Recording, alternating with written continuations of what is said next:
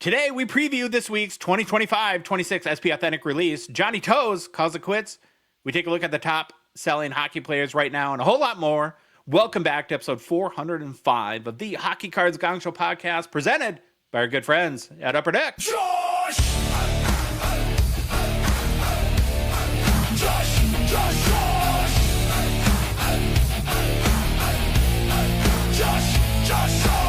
Loud collector, Phil! Loud collector, Phil!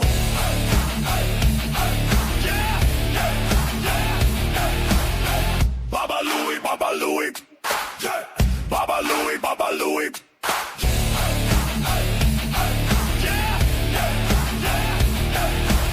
And California Dave! And California Dave! California Dave! Welcome to the Gong Show.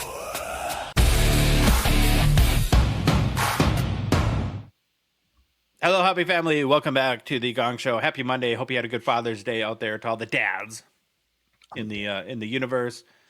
Hello, Baba Louie. Hello, California Dave. Hello, Phil. How you doing? Hello. Back from vacation. Had an amazing time. Went with the family. Flew to Buffalo, New York.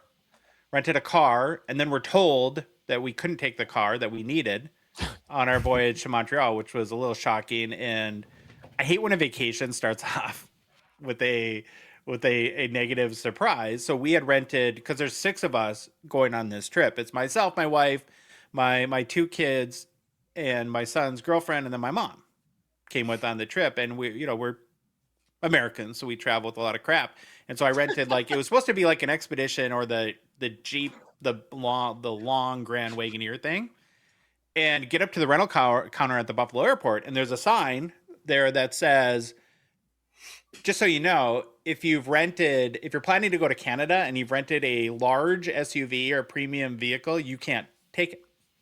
So they know how to take a reservation. They just don't know how to hold the reservation. Yeah. You could go, I think, as far as like Niagara Falls on the Ontario side, and that's it. And so we get to the counter and we're like, well, we need this large vehicle. And they're like, you absolutely can't take it to Canada. I'm like, why would you not inform me of this on the front end, first of all?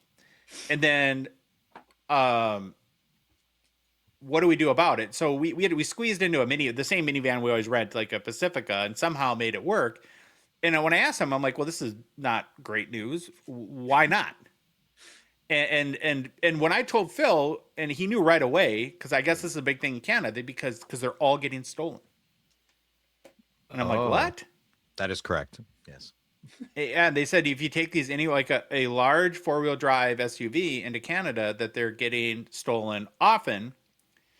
And funny enough, a week or at the end of the trip in Montreal, I met up with our good friend for dinner, Anthony, Felix Potvin collector, and I was telling him this is his story, and he has trucks, and he's like, oh yeah, I've had my truck stolen like 3 times.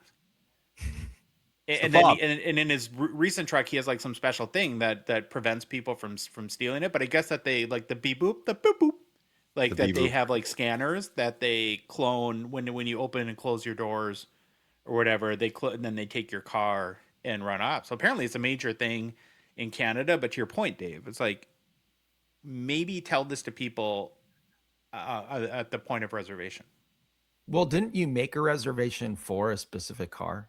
Yes. I mean, I was referencing a Seinfeld episode, if you didn't catch my drift, but yes.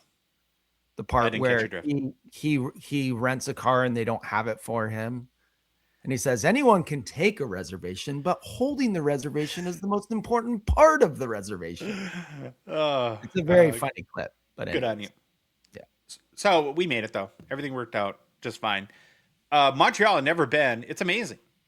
I love it there. It's very, very French. Like we were at like Walmart buying stuff, and you get to because just like everywhere else in the world, they want self-checkout now. And I remember like getting to the screen and I'm like, I don't know what to do. There's buttons. I don't know what they mean. What do I push? But the people there are so nice that there's like, in that instance, a woman comes over and says, you look super confused. You must be American. I am. I'm like, yeah, what button I just want to pay. What button do I push? And, helped you out there. Old Port, though, in Montreal was amazing. Philip and his awesome kid Cole. They came and stayed with us in Montreal. We went to Cirque du Soleil, which was amazing. I think you loved the show too, right, Phil? Incredible, phenomenal show. I met like 3 of my future ex-wives there. It was incredible. Yeah, it's really good. And then we went to Toronto, and it was actually very fun for me because, well, we obviously go to Toronto 2 times a year for the expo, but it's a very specific trip. Like we stay in Brampton where they have big houses where we can do Chateau Gongshow, and we go to Mississauga. I mean, basically from like Chateau to International Center to restaurant to Chateau. Like that's sort of our vibe. And I'd never been downtown Toronto. And so we went down there. We were going to go to the CN Tower, and I said this on our breaks last night, but it was like $300 some for us to go to the top of the observation deck. Yeah. Oh my goodness. For 6 people, like $50 a person. And we were that like, went up in price. Holy moly. So we decided not to spend that, but it was actually kind of cool because of the World Cup and the fact the World Cup's in Toronto. There was tons of events and installations and like marketing stuff down there. But one of the things that my wife and Mia, our favorite child, who's the girlfriend of Sam, that found to do is that you can take a ferry from downtown Toronto to Toronto Islands. And I was like, okay, what's this going to be about? But it's this big chain of islands, and you get on there and you can walk around or rent bikes. I mean, it's pretty big. It's like, 4 or 5 kilometers long or something like that. And they have beaches and places to eat and stuff to disc golf. You can rent boats, jet skis there. It was actually pretty awesome. I don't know, Phil, have you ever been to Toronto Islands? I have not. I have not been. It's embarrassing, but I have not been there. I've been to Mississauga and Barrie. That's about it. And Hamilton a few times, yeah. Do they have homes on the Toronto Islands, or is it more? They have some residents, and we looked it up, and I guess it's like you can. There's a huge waiting list. Like people really want. I don't know how the winter works, like how they get to and from their house, but that you can pass it down to like a direct descendant, like so a child, or if you don't have a descendant, like you can own the home, but you can't own the land, kind of situation. Okay. And then if you don't have a direct descendant that wants to take on the property, that it goes to the next person on the waiting list, which apparently is super, super long. Right. And then, and like I said, we went out to dinner with Anthony, had a great time with him and his wife. That was awesome. And then on the way back, Sophia, the little baby? No, she had babysitting. Yeah. She ditched you? Oh, we had like a 4-hour dinner. It was wild. I don't think that's very conducive to a little child. They don't. Well, that's why they didn't bring her. They wanted a 4-hour dinner. Yeah, have the patience for that. And then on our way back to Buffalo to fly out, we got to see Niagara Falls, and I never know what to think about those things because I'm so glad you went, but it's like after like 5 minutes, it's like seen it. Yeah, I mean, it's obviously awe-inspiring. Like the power of nature is crazy. You think about all the water and the force of that water that's falling into the falls, and then of course you think about like Harry Houdini and how the heck could you have survived going in the 1920 or something like that, going over that in a barrel and surviving. It's like it feels like that was on your side though. It's not less dangerous. Our side's much more monumental, I think. Oh, it is way better on the Canada side. Yeah, that's for sure. You got a way better view of it. And there are like some like there's like the town is very touristy, so you could stay there a couple of days, but yeah, so it was a good trip. Glad to be back. We're all back together. Yeah. Thank you to Dave and Louis and our guy Neil. Good episode, boys. Holding down the fort on Wednesday. I really appreciate you guys doing that, and it was a great show and had a lot of good feedback. So thank you. Thank you for that. One of the comments was funny. Who needs Josh to run the show? Like, right. Why can't they do good? Why do you have to make fun of Josh and me? Like what? Oh, it's been a big week for me. Yeah. Okay, a lot of stuff to get into. You can have it back though. I'm glad you're home. Oh, thank you. Had a really fun night on Saturday night with Gongshow Breaks, Breaking with Marco, ripped through some 2025 Platinum and Extended, and then always amazing GP buybacks. Had a fun mixer there. Some Grant always sources the most interesting cards too, which I think is why they're so popular. And this week is huge, of course. We have 2025-26 SP Authentic releasing. We'll have our spots posted on Wednesday before noon Eastern time, and you'll want to grab them quickly at gongshowbreaks.com to snatch them up before they're gone. Then, of course, we'll be back at it Saturday night, live on the Gongshow YouTube channel, starting at 7:30 Eastern. Phil, you had a very interesting show on Friday night. What's your recap? Oh, I was just gonna say you hit a McDavid outburst, Red. Yeah. On the break. Yeah. The Canada version. Yeah, I saw that live. It was amazing. That's pretty cool. Excellent. what a card! Big card. Yeah. Big card. I found out why there's no white jersey Team Canada's because, well, as someone who watched every game, I should know they didn't wear the white jerseys. Oh, there you I go. think it's an off cream, anyways. Okay. Yeah. Friday nights with Phil. Yes, I had an amazing vacation with the Madigan and Marsh families, but I had a really, really rough work week and personal life week. No excuses. But since I do 52 Friday nights with Phil's at 9 p.m. a year, Thank you. I kind of throw in kind of had a sucky baby one last Friday, so you don't need to go back and look at it. I am a man who does not like injustice. Don't watch my own show. Your show. Do not watch. Justice was not upon me last week, and I can't even scratch the surface. So it was a tough Or if you episode. want to just watch the cards, then just Yeah, the fast cards at the forward end. Scroll to the last half an hour. We had a great guest, Lucas. I'm really good friends with two Lucas people, and I don't know which conversations I've had with who, but one of them was definitely a guest last Friday. So the one with Potato Internet, who someday hopefully will because I think he has great cards and really wants to show them. We have not been able to see them yet. Yes. I'm assuming that's not the Lucas that wants to help with our technicalities, right? Because the ironies of me, there's a Lucas who keeps messaging me, wants to help with audio and video, and then the Lucas that comes on the show has the worst. I love you, brother, but it's the most potato-y internet ever. I'm like, I don't think we want your help. Anyways, well, it's funny how you've combined those two people into one person, and now you have to try to separate them into two people. I will next Sunday. It's part of my home day. It's part of my day to go through the messages and separate. I also had to defend my boy Josh's honor. Three strikes, you're out. A friend of Friday Nights with Phil's show, this guy Adam, Edition Sports Cards. Go check him out. Very knowledgeable. Him and Josh have had what we thought on our end was a very funny, silly little drama thing, but Adam takes it pretty seriously. So he made a third video going after Josh. So I, in light heart, responded like a little baby, but it was really funny. I had fun. But that's it. No, we will not be giving that much more oxygen because it's beyond ridiculous. Well, I want to give it like 2 minutes because there is 2 no. I get the opportunity to talk about Josh, it. go ahead, You guys kind of address this, but I want to reemphasize it. yeah. This is where I'm a bad person.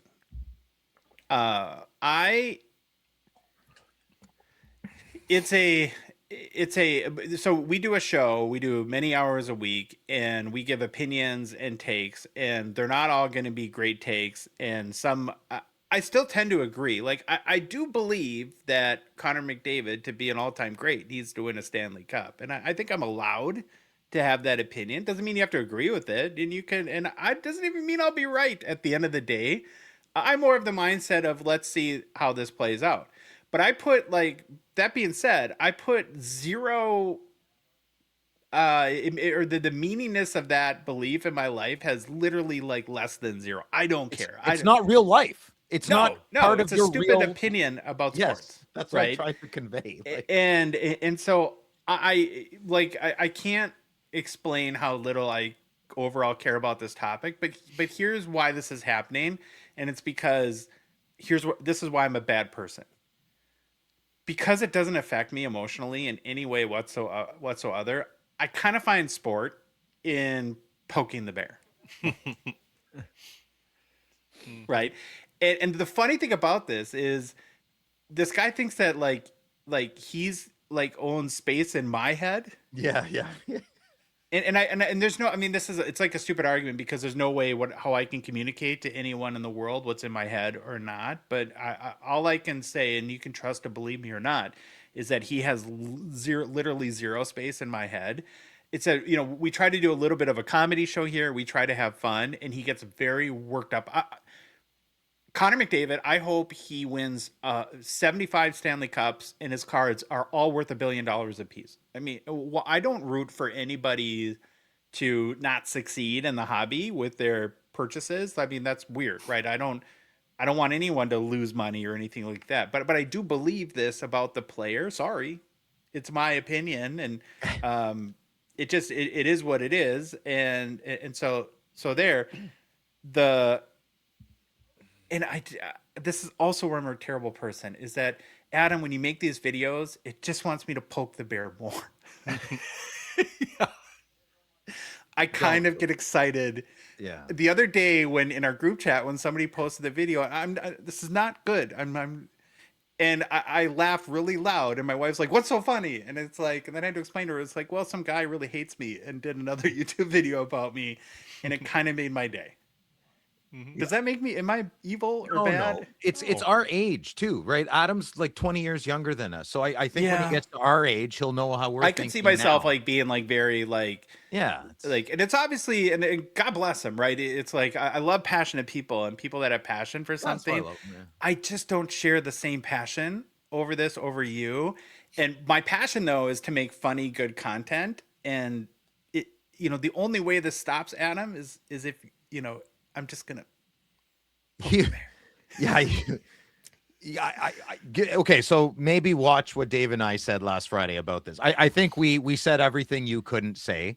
Like I didn't feel good after that though. I don't like telling another human being, my friend doesn't know your name until I remind him. I'm sure you do now because I made a song about it. Oh yeah. But like for a long time, like I'd say until like you made that third video, man. I don't know what. And there's nothing personal here. I could probably go to dinner with the guy and have a great time and really like him. He's a great kid. He's a great kid. Like this affects me on an emotional level at a 0%. Like I'm not invested one way. I think it's the sport of it that I find funny, and maybe that makes me an a-hole. No. Well, I said you don't get offended by people's remarks or comments. And so what you do to play off those is you just make it a comedic bit. And so because someone else takes something serious that you don't find serious, you're going to use that in a comedic way. And so that's what you've done. And so if nothing ever happened, I actually think it's hilarious because it's become something where it wouldn't have become something if no one ever said anything, but because something was said, now we just, it would have been so dead so long ago. Right. And now we have to just keep it going forever. We didn't even know 20 years from now, we'll probably still be referencing McDavid and Dion's hobby. If it wasn't, it's just what it is. If it wasn't for Adam's first video, like I had to watch it, a lot of it to be like, oh, what's going on? Like a passing comment. Maybe Josh made a passing comment and it's the definition of blown out of proportion. And I'll give some context here. A very recent purchase of the person who doesn't like Josh was almost $100,000 high gloss McDavid. That's a big piece of meat on the bone there that needs to be said, right? But I thought it was great what he did. He consolidated a lot of his cards, bought one card. Sure. I think that was a great move. Yeah, what we're doing, or what is happening here is this is the perfect go to a comedy show and then start heckling the comedian, and then he just feeds off of you and doesn't care. Yeah. Well, the major issue still lies. We're allowed to say Oilers, McDavid, laugh, the cup. That's a narrative that's on everybody's mind that watches hockey and collects hockey cards. So when that is brought up, we're not talking about you, good sir. You know what I think? That to me brings questionable thoughts in my head. Like, why every time we talk about McDavid not winning a cup and people make references, Josh did an interview with a Phil Esposito. Like, that interview, Adam, was about Justin Silver and Phil Esposito. That wasn't about Adam and McDavid.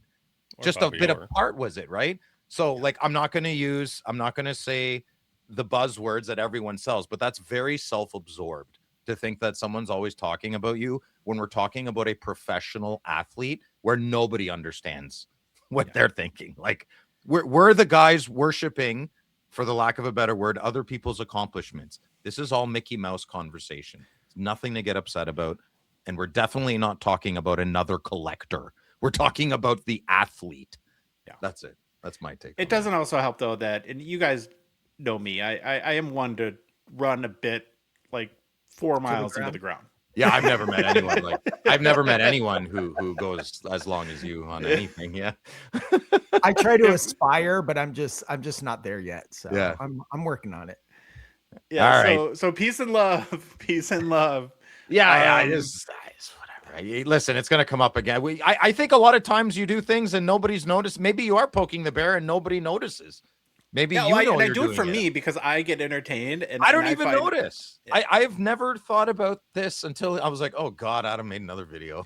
Okay, so I have 2 more quick things, and we're gonna move on. Oh my God, okay. What I find just hilarious in this situation Running is it that into the ground. if I'm guilty of hyperbole in that one instance that started this whole thing, I'm with the king of people here. We know, like, no, Me? that says batshit crazy things all the time, and it's like the one time. It's like, right? It's I find that you got a stage 4, yeah.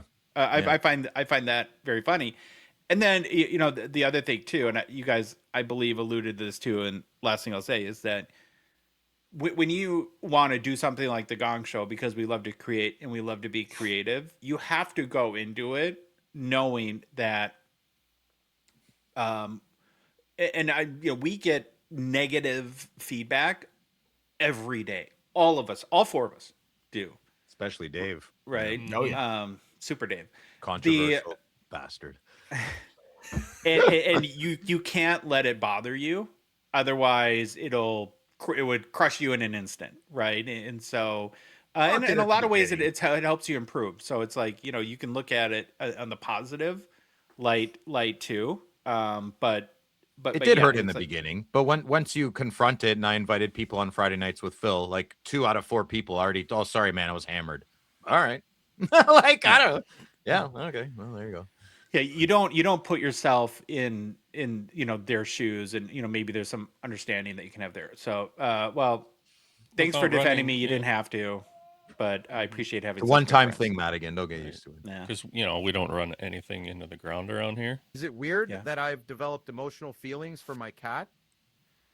I just see that brings me joy. I do things because I'm selfish in that way. Okay. Lastly, before we finally get into the show, a reminder that our show, the Hockey Cards Gongshow podcast, is a Patreon podcast. That means we rely on the support to make this show work for the good listener and good watcher. Some of us can't even make car payments. That's how bad it's got. So for as little as $5 a month. What did I miss? Phil just quit the show. Fill in the repo, man. Phil just quit the show. Let's move on. So that's $5 a month. You can support us, and you also get access to our Discord. It's all the fun stuff we do there. Make new friends. You know the drill. If you want to support the show, just go to our website at hockeycardsgongshow.com. Click on the Become a Patron link at the top of the page, or go to Patreon directly, patreon.com. Search for us. We are the Hockey Cards Gong Show. There's a link in our show description, both YouTube and podcast apps, and our Instagram and TikTok profiles too. Baba Louie, we have 2 new patrons since our last show. Nice. Please help give a little shout out. I will. Shout out. Starting off with Mo. What's up, brother? More money, more problems. Mhm. I'll take And that then- problem. Last but not least, we got Carl F. Carl with the C? with a Yeah. C. I don't know. What do you guys like better, Carl with the K or with the C? I don't think that matters. It's not like Jeff. That's. The I think top. C is less aggressive. Is that The weird? K scares you, eh? It's like Let's- coming after you. All right, Louis, got the game plan? Yes, sir. I have today's game plan. Starting off with get to know your Hall of Famers. Then it's the weekly 7. Following that, we'll have some hobby news. And then we get to dive into 25-26 SP Authentic. We got a little preview. Then it's the Gongshow Mailbag. And finish up with personal pickups. Thank Do you, guys have Louis. cards? Do you guys have cards today? Yeah, I do. Too. sweet. Okay, let's kick off today's show with our Get to Know Your Hall of Famers series. It's where we're profiling every single Hockey Hall of Fame player started with the very first class of 1945 and have since been working our way to the present day, and well over a year now, been working on this. A lot of the names are going to get very big now, and today is a great example of that. Huge player, big time historic goalie, another Tendy, Jacques Plante. Oh, Jacques Plante. Wow, big one today, boys. Yeah. Oh, this is good. Huge one. Boy, nice. A name I think most people know, but probably not a lot of people know a ton about. So that's, again, why we do this. So let's learn some more about Jacques. Jacques Plante lived from 1929 until passing away at the age of just 57 in 1986. He was born in Notre Dame du Mont Carmel, Quebec, passed away in Geneva, Switzerland. Plante was a goaltender, played at 6 foot tall, 175 pounds, and in a career that lasted from 1947 until 1945, he played for 6 NHL teams: the Montreal Canadiens, New York Rangers, St. Louis Blues, Toronto Maple Leafs, Boston Bruins, and Edmonton Oilers. So, What? yeah, He played in the WHA? I believe so, yeah. I did not know that. In 837 career NHL games, he posted a record of 437, 46, and 145 with a 2.38 goals against average. And there's no cumulative save percentage because his career started before they recorded, I think, shot attempts. That's a huge difference in wins and losses, though. I mean, that is Huge. that is crazy. Yeah. In 112 playoff games, is that right, Louis? Maybe double check that. As that absorbs into my logic brain, we're gonna double check. That can't be right. So yeah, that would be my these mistake. numbers together. I don't think that equals 837. No, I think there's probably a number before the In 4. front of the 4? Yeah. That was Hockey missed, man. yeah. Yeah, Okay, there's that a would make 2 more in sense. there's a 2 in front of it. Ah, okay. I was gonna But say, still, like, wow, that's impressive. But 437 and 246 and 145 is a pretty dang good record. Yeah. No, we caught a mistake. There we go. In 112 playoff games, he had a record of 71 and 36 with the 2.12 goals against. Plante was just a 7-time Vezina Trophy winner, Only. a 3-time NHL First All-Star Team selection, 4-time NHL Second All-Star Team selection, won the Hart Memorial Trophy in 1962, was a 6-time Stanley Cup champion, and he retired from hockey in 1975, moved to Switzerland, but remained active in North American hockey scene, spending time as a goalie coach, hockey analyst, and trainer, and ultimately passed away from a horrible disease in 1986, stomach cancer, Oh, which you wouldn't wish on your worst enemy. was he a smoker? Did it say? I'm not sure. Weren't they all?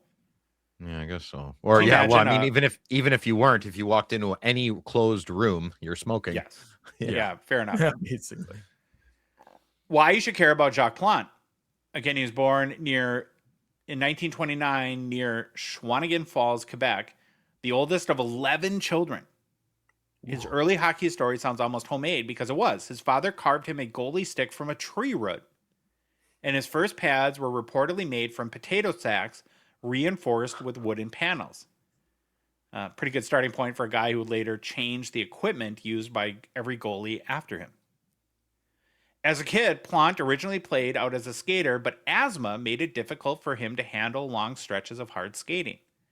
That helped push him towards goal, which is wild to think about now. One of the most influential goalies ever partly became a goalie because his body would not let him play the game most other people do. Plante's first real goalie break came almost by accident. At around age 12, he was watching a school team practice when the coach sent the goalie off after an argument. Plante jumped in because there was no one else, played well, and basically never left the position. By his early teens, he was already playing all over the place. At one point, he was playing for multiple teams and even a local factory team. After learning other players were being paid, he asked for money too and got 50 cents a game. Which is a very Jacques Plante detail. Even as a teenager, he was thinking for himself and negotiating his own value. Plante had chances to leave home earlier, including offers from outside Quebec, but he promised his parents he would finish high school first. After graduating in 1947, he took a factory job, then quickly accepted an $85 a week offer to play for the Quebec Citadels. That was the beginning of the professional path for him. With the Quebec Citadels, Plante started developing the style that made old school hockey people uncomfortable. He left the crease, went behind the net, handled the puck, and tried to stop plays before they became shots. Managers and purists hated it because goalies were supposed to stay at home, but Plante's logic was simple. If he controlled the puck, the other people could not shoot it.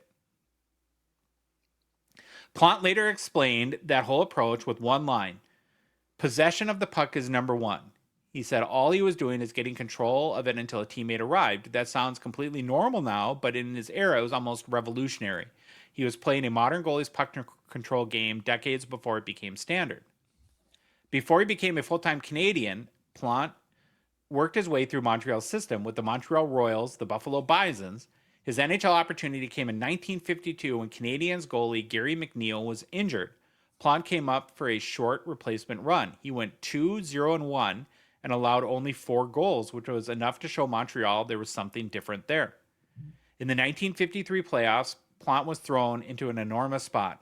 Montreal was trailing Chicago 3-2 in the semifinal, and coach Dick Irvin started him in Game 6. Plante was so nervous in the room that he could barely lace his skates. Then Maurice Rocket Richard walked over, held out his own trembling hands, and told him, "They shake before a big game. You'll feel better when you get on the ice." Oh, That's awesome. Is way that to go, amazing? Maurice. Yeah. Plante responded by shutting out Chicago 3-0 in Game 6 and then holding the Blackhawks to 1 goal in Game 7. The Canadiens advanced to the Stanley Cup final, and even though Gary McNeil finished off the Cup win, Plante had already shown he could handle a crisis game. That was his first Stanley Cup season. By the mid-1950s, Plante had taken over as Montreal's number one goalie. In 1955-56, he led the league with a 1.86 goals against average, and the Canadiens won the Stanley Cup. That season also began one of the most dominant goalie runs ever, 5 straight Vezina trophies from 1956 until 1960. The 1955 Cup was the start of Montreal's 5-year dynasty, and Plante was right in the middle of it. From 1955 to 56 to 60, the Canadiens did win 5 straight Stanley Cups, and Plante won the Vezina every single year. When people talk about that dynasty, the scores get a lot of the attention, but Plante was the backbone. His teammate Tom Johnson gave one of the best descriptions of Plante's playoff value. Johnson said, "In an important game, you couldn't get an aspirin by him. The bigger the game, the better he played." That is the perfect teammate quote because it tells you how Montreal players viewed him when the games mattered most. Plante was not always easy for teammates or coaches to understand. There's an ESPN profile that notes that teammates viewed him as eccentric and aloof, and that his coach did not always understand him, but that was part of the package. He was not just stopping pucks, he was thinking about the position differently than everyone else. His nickname was Jake the Snake. Wow. The name fit. Plante was agile, unpredictable, and constantly moving in ways goalies were not supposed to move. He intercepted pucks, reduced shooting angles, and wandered behind the net and sent long breakout passes to speed up Montreal's transition game. The mask story did not begin on the famous night in Madison Square Garden. Plante had already been wearing a mask in practice for years, especially after facial injuries and medical issues. Toe Blake disliked the idea, believing it could hurt Plante's vision or make him complacent. But Plante kept working with it because he understood the risk better than anyone. His own explanation for the risk of the position was simple and brutal. Playing goal is like being shot at. It's funny, but it also explains why he's willing to challenge hockey tradition. He was not trying to be cute, but he's trying to survive the job. On November 1st, 1959, at Madison Square Garden, Rangers star Andy Bathgate, who we just profiled, hit Plante in the face with the shot. Longtime Montreal writer Red Fisher remembered Plante in the room afterward, looking at the mirror and examining the cut, when Fisher described as running from the corner of his mouth through his nostril. Plante looked at it and said, "Pretty ugly." After getting stitched up, Plante refused to return unless he could wear the mask. His line was basically the turning point in goalie history. "I told Toe I would only return if I could wear the mask, so there was no choice. Since teams did not normally carry backup goalies, Toe Blake had to let him go back out there with it on." The Canadiens won that game 3-1, and the mask stayed. Blake had resisted it, but the results made the argument difficult. Montreal soon went on a hot streak, Plante wearing the mask, and the old idea that a goalie had to be barefaced started to collapse. Hockey historian Carl Levine later summed up that stand-up by saying Plante was a stubborn guy. Plante basically told Blake if he could not wear the mask, he was not playing, and that was the end of it. And that stubbornness changed the sport forever. The best part is that Plante did not wear the mask and fade. In 1959-60, he helped Montreal win a 5th Stanley Cup and won another Vezina trophy. So anyone that thought the mask made him soft, scared, or less effective had no evidence left. Toe Blake eventually came around publicly after Plante's mask breakthrough. Blake said, "It's the coming thing in the game," and predicted that better masks would eventually become standard equipment for goalies, which is a pretty incredible reversal from the coach who initially hated the idea. Plante had a perfect answer for anyone who brought up playing without a mask was braver. He said, "If I jump out of a plane without a parachute, does that make you brave? No, I think that makes you stupid." That quote captures, again, why Plante was such an important figure. He separated courage from needless risk. In 1961-62, Plante had one of the best individual seasons ever by a goalie. He won the Hart Trophy as league MVP and added another Vezina. Goalies almost never win the Hart, so this was a major resume point. He was not just an equipment innovator. At his peak, he was considered the most valuable player in the NHL. His Montreal run ended after 1962-63, but his playing story did not. He went to the New York Rangers, and while the Canadiens chapter is an iconic one, his later career matters because it showed he could still play out of the Montreal machine. After a brief retirement, he returned with the expansion St. Louis Blues and formed one of the great veteran goalie stories with Glenn Hall. In 1968-69, Plante shared the Vezina Trophy with Hall at the age of 40. Which gave him his 7th Vezina, which is, ridiculous longevity for any goalie, let alone one from that era. His St. Louis years also proved he could be a difference maker in the playoffs. The Blues made the Stanley Cup final in that expansion era run, and Plante's presence gave them credibility. He was not just the famous old name hanging around, he was still helping the new franchise win. Later, he played for Toronto and Boston, stretching his NHL career to across 18 seasons in 3 different decades. Artist Tony Harris remembered Plante's Toronto days, as his father called Plante the Jean Beliveau of goalies, which is about as classy of a comparison as a hockey player can get. And finally, Ken Dryden gave maybe the cleanest picture explanation of Plante's significance. Dryden said, "There are many very good goalies and even a fair number of great goalies, but there aren't many important goalies. And Jacques Plante was one of them."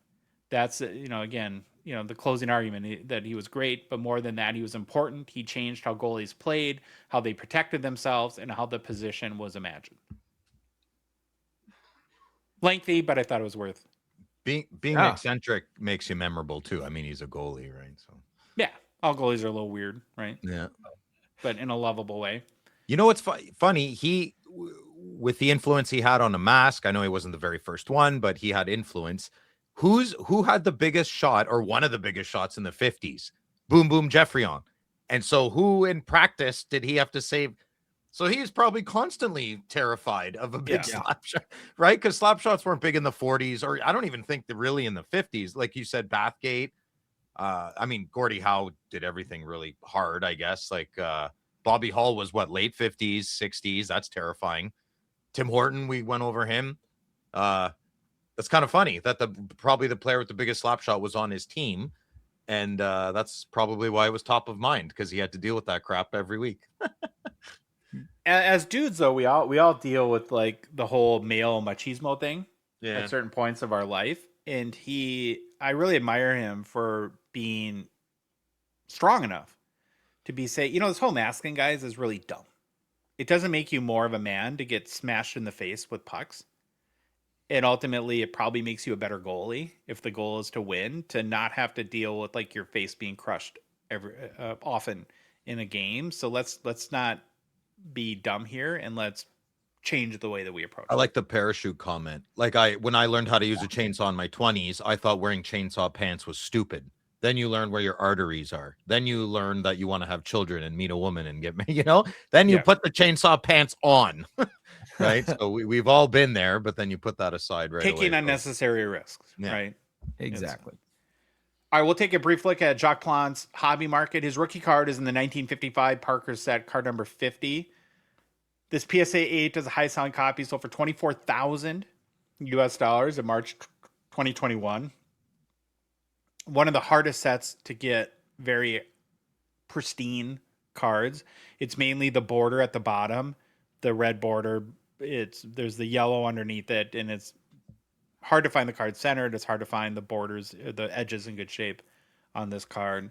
I also think too, I should have mentioned this maybe a minute ago, but what an embarrassment of riches the Canadians have had in goalie legacy. Oh, dude, that's the thing. That's an embarrassment of riches. Gladly take it. Yeah.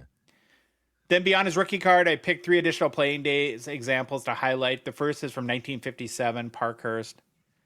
Card number 15, high selling copies of PSA 9, sold for $5,200 US this past March. What a pose on that card. It's great, man. It's kind of amazing. The next one is from 1961, Parker set, card number 49. I always just love these like trippy backgrounds on these. A PSA 10, high selling copy, sold for $1,825 US in January of 2019. And then the last one we'll look at is from the 1971 O-Pee-Chee set. Card number 195, PSA 10 again, highest selling copy, sold for $582 US in July of 2014. If I was in charge of the Plant history company, I would buy all of these and burn them from history. Yeah. Well, that kid's is your Hockey Hall of Famer, Jacques Plante.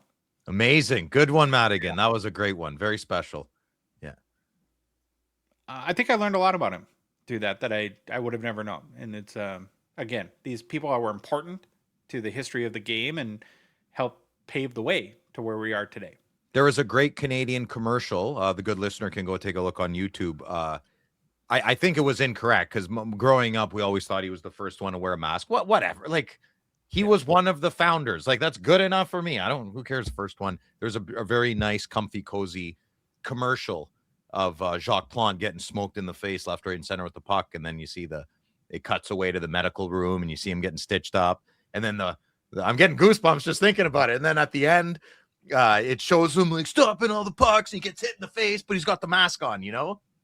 That's so good. That's really good. Do you think the other goalies of the era were like saying to themselves, "Oh, thank God, he's the young maybe too afraid to kind of take the stand that he did"? I think it's a generational thing, right? Like, I think 40 plus people are like, yeah, good on you. That's ridiculous. I mean, finally a smart young kid. And I think the younger kids were like, look at Jacques, what a baby. You know, maybe it's generational. I don't know. Doesn't wisdom come with age? Right? So, like, wise. It's the only good thing about getting older. Wise beyond your years. You don't see too many young men where you're like, oh, wow, an old soul. You usually think that more for women, right? Oh, what an old soul. Yeah. Well, it's time again for us to check around the world of hockey, see what stories drove the headlines this week, and maybe how they translate to our beloved hockey hobby. We call it the Weekly 7. Let's skate on over to the NHL. I know how much you get so much joy from that little. It's the simple things in life that bring me happiness. I remember once actually getting a little bit annoyed at dinner when we were all together. I'm like, Josh, I swear to God, I know what you're talking about, but I don't know what's from. Please stop asking me. I don't know. You're like, all right. Let's get over to the NHL. Well, boys, a couple days ago, Jonathan Toews, called it quits. After a successful comeback in 2025-26, Johnny Toews has decided to hang up the skates for good, retired from the NHL. Overall, he played 16 seasons in the National Hockey League and officially retires at 38 years old after coming back for one season to play with his hometown Jets. Here's what he said: "I have to say I'm satisfied, I'm fulfilled, I'm so thankful and grateful for the career I had, but at this point, it's one thing to be healthy and to have the hunger. There's no doubt in my mind that I have the skill set to continue to play at this level and be an offensive player the way I know I can, but it's just come to the point where it's taken such a toll. I'm just kind of ready to let the stress level go down." Toews was selected Taves, sorry. Probably shouldn't. Selected third overall in the 2006 NHL entry draft. In his second season, he was named captain of the Blackhawks, spent 15 years in Chicago, helped the team to win only 3 Stanley Cups, which is a lot. And the first cup with the team was in 2010, which was significant. It broke a 49-year drought for the Blackhawks. He was also the Conn Smythe winner that year. In addition, Toews won the Selke Trophy in 2013, two-time gold medalist for Team Canada in 2010 and 2014. And in 1,149 career regular season games, Taves put up 383 goals, 529 assists for 912 points. In 137 playoff games, he produced 45 goals and 119 points. So there you go. Jonathan Taves. I feel like I feel like he just wanted to end things on his own terms. Which is why he came back for a season. You know what I mean? Like I feel like his injuries took him out of the game, and he wanted to kind of have his last hurrah. I don't know. No, I love how you made that point, because I think that if you were to talk to many NHL players, that they would bring this up. And it's something as fans we never think about, but the percentage of professional athletes in general, but even NHL hockey players, that get to go out on their own terms and decide when they're done playing is minuscule. Yeah. Sidney Crosby can. Of course. And then that's what that's the honor the greats get. Yeah. Most players get told when their careers over. Yeah, exactly. You didn't make the team. Okay. We're cutting you. I'm going golf. Nobody wants to play hockey anyways. And think how devastating that has to be. To dedicate your life to something, and then to be and I know that, like, after careers end, for many reasons, like, there's a lot of mental health issues with professional athletes. I had a good friend who, it was a guy that worked for me, but we were friendly too. And his best friend in life was a Major League Baseball player who's now a manager, won a World Series, all this stuff. And what his friend talked about is how, like, in baseball, especially, the divorce rate after career's over is astronomical, because Major League Baseball players play 162 games a year, and they're gone almost 90% of the time, and then they're just there all day, every day, and they don't know what to do. It's harder to hide your girlfriend too when your wife's always around. Fair, but even beyond that, it's such a cataclysmic shock to the system of how that family operates that it doesn't go well in a lot of ways. So yeah, he did get to go out on his own terms. Seems like a no-brainer Hall of Famer, even though he only had 900 points. But what do you guys think? He did more than just score. I mean, I know Phil's really big into structure and that importance, but you look at those Chicago teams that won the Stanley Cup, and I remember them really well because they were kind of trading off with the Kings during that time, and so it was always like, who's Chicago or LA, and he was kind of the backbone of that team. And maybe he wasn't the most skilled on that team. He wasn't, but he was kind of the, you look at, Stahl winning the MVP this last Stanley Cup. He's kind of like that type of player who was the voice in the locker room, who made sure everyone was doing what they were supposed to do. Yeah. So more than just a goal scorer. What do you think his legacy will be, Phil? I love how you said he went out on his own terms. I agree with both of you. He, if I remember correctly, he played all 82 games after missing 2 years. I think it was 3 years. Either way, 2, 3, 1, playing all 82 games is a phenomenal feat. He played his entire career with the Blackhawks. That means the world to me. And I think loyalty, yes, the Jets the last year, but hometown, right? Yeah. Phenomenal. Yeah. What an amazing career. And I think he gave himself the closure he wanted. And I think he gave the league and his fans the closure that they wanted too. Will always be a legend in Chicago. Certainly. He's a 2007 Young Guns PSA 10 Pop 304, 38% gem rate, last sold for $599 on May 16th. Up 30% in the past 3 months, up 18% in the past 6 months. 52-week high, $702 US, 52-week low, $310 US. Topic number 2, Patrice Bergeron. Some news this week, and the Boston Bruins announced they will retire his number 37 next season. Oh, nice. Exact date of the retirement has not been announced. After the ceremony, Bergeron will be the 14th Bruin to have had that honor. Running out of numbers, 76 up. He'll join fellow 2011 Cup teammate Zdeno Chara in the rafters. And the Bruins owner had this to say about the announcement. Patrice was the kind of rare generational talent that every team wanted, and their owner is Jeremy Jacobs. He was definitely skilled playmaker and the undeniable greatest defensive forward in NHL history. But it was the leadership he provided on the ice and in the locker room that made him truly stand apart and an all-time legend for the Boston Bruins. For his part, Bergeron commented on the honor as well. He said, "When I arrived in Boston as an 18-year-old, I could never have imagined receiving this recognition one day. I've always believed that any success I had was only possible because of the people around me. I was fortunate to play alongside incredible teammates, learn from outstanding coaches and staff, and be supported by an organization that believed in me from the very beginning." Bergeron played in 1,294 career games, produced 427 goals and 1,040 points, was a plus 289 over his career, which ranks 34th all time in plus minus. What? Plus 289? Yeah. Oh my, that's okay. Well, I was gonna make when his head coach or was it the owner said the greatest. What's that? The Selke? Yeah, that's the Selke, right? Like, so I was gonna say, hold on, Bob Gainey wants you to hold his beer, or Pavel Datsyuk, but hey, who am I to say anything? Almost plus 300. I guess I'm wrong on that one. Yeah. Like I said, that's good for 34th all time and probably higher amongst forwards. You would assume a lot of those guys were defensemen. Overall, Bergeron won the Selke Trophy 6 times, won the King Clancy in 2013, also the Mark Messier Leadership Award in 2021. What is that?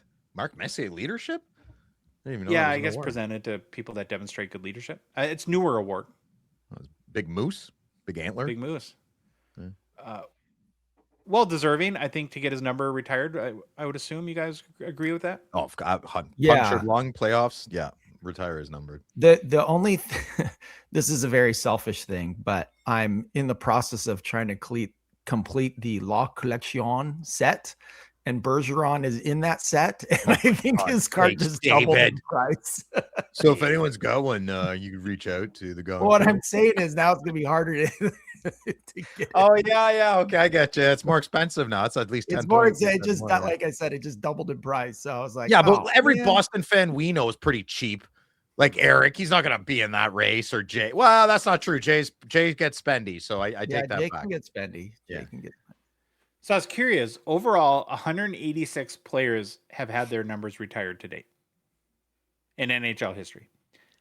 I've always wondered that. Like, what happens 200 years from now when they literally are out of numbers? You'd have to like rings of the Stanley Cup. You like just remove some of the numbers out of the rafters and like recirculate them. We'll have to bring back Troy to do the greatest player that ever wore 117.6. Right. Maybe that's what they do. That's good. They go to decimals. One thing that was I found kind of sad in that though, is apparently most numbers that were retired by both the Hartford Whalers and Quebec Nordiques were put back into circulation after the teams relocated to Carolina and Colorado. Oh my God. Yeah, it seems a little disrespectful, doesn't it? Yeah, that's the perfect word. Kind of sad for them. A good trivia question is, I mean, I'm pretty sure we could figure it out between the three of us, but what like 10 players have had their numbers retired by 2 different teams? So I guess we could go Gretzky. Oh, yeah, Gretzky, Tim Horton, Patrick Waugh, I would think. Patrick Waugh, Tim Horton, Howe. Ray Bork. We know was Ray Bork. Yeah. Yeah. Messier, Oilers, Rangers. Gretzky's number was retired league wide, right? Yeah. Yes. Yeah. That's the only one. Lemieux should be, but unless you're Josh Hosang, ridiculous. I don't know, it's a trivia question. I don't usually get them right, so something like that. Montreal has had the most players who have had their number retired, 15. No doubt. So Boston will be in those rafters, right below that too. Also, as we've learned, a number of teams have 2 players have been retired to 1 number. I think Montreal has a couple cases of that, and maybe some other teams do too. Patrice Bergeron is a 2003 Young Guns PSA 10 Pop 73, 14% gem rate. It's terrible. I hate these cards. Sorry. It fits 2003 though. It's exactly what a 2003 picture should be. So it's a 14% gem rate. Last sold for $2,737 US on May 28th. Up 18% in the past 3 months. Same over the past 6 months. And there's only been 2 sales in the past year. So this card does not sell very often, with only 73 in population. Makes a lot of sense, I think.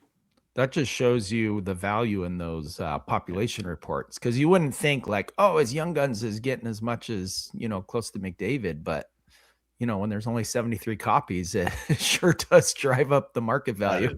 $3,000, over $3,000 Canadian. That's crazy. Yeah. That is crazy. Well, but you know what else is crazy? That card is 2 years away from being 25 years old. Yeah. 25 years old. When I was in high school, classic rock, Led Zeppelin was 25 years. There's something not working in my brain here. Did they have exclusives in high gloss back then, or just they had exclusives were out of 75? Okay. And the high glosses were called HG glossy. HG glossy. But they probably don't get the love that the high gloss get nowadays. It gets weird back then. Ask Checklist Boy can get you there, but I got you. Even Crosby and Ovechkin's high gloss are HG glossy. Oh, okay. Mm-hmm.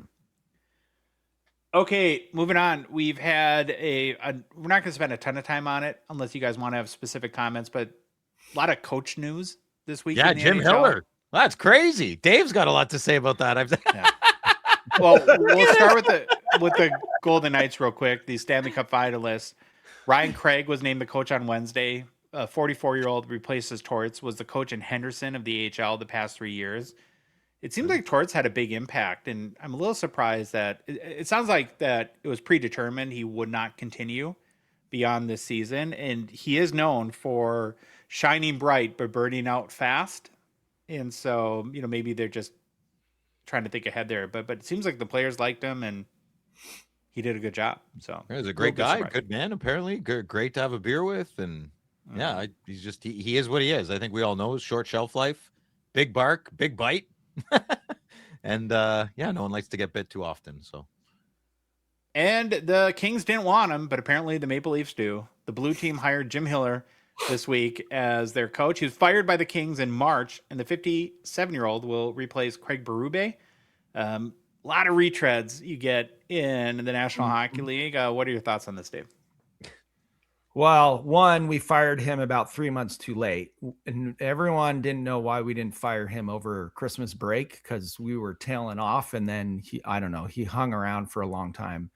But besides that point, he is a very good defensive-minded coach, so maybe that will be good for Edmonton, because they got to plug in an actual goaltender, but he is very defensive-minded. But the problems is what that created with the Kings was they couldn't freaking score goals, and they couldn't do anything on their power play. And so our team always struggled to score. We were always in the bottom. We were always in the bottom for power play goals. So it made it very difficult to win games. And the games we won, we always won by 1 goal. Like, it's a very defensive minded team set. I think he single-handedly lost us the last series we played against Edmonton, which was 2 years ago, when we had a 2-0 lead coming back to LA. He made a very, very poor decision to challenge a goal with 3 minutes left. That was clearly a goal, which gave Edmonton a power play, the most lethal power play. And they, of course, scored and then won the game. We had a big lead in the next game, and we scored I can't remember what it was, but we scored 4 goals in the first period. And then we played defense for 2 periods, and they just slowly crawled back and then won. We did not try to score the puck. And then he did it again in another game. So his defensive minded first attitude really screwed us over, especially playing a goal scoring juggernaut like Edmonton. And so I don't know. It is funny and kind of ironic that now he's coaching the Edmonton Oilers. Well, look who they went and got. They got Radish, right? Good defenseman. So yeah, we'll see. I mean, we'll see. He's a one-hit wonder, right? Sometimes those undrafted, the whole bit, right? But Jim Hiller, you said it yourself. He's a defensive-minded. Chaika went out and got. I mean, I don't know. Big swings, big risks. So maybe, and that's what I'm saying, maybe for Edmonton, it'll actually be a really good fit because they don't have a problem scoring the puck. They don't have a problem with their power play. What they do have a problem with, which is what was addressed by McDavid and Draisaitl at the end of the year, is it's hard to have to score 5-6 goals every single game to have a chance at winning. It would be nice to win a 3-1 game every once in a while. So maybe this is exactly the right fit for them. You went to Toronto, though.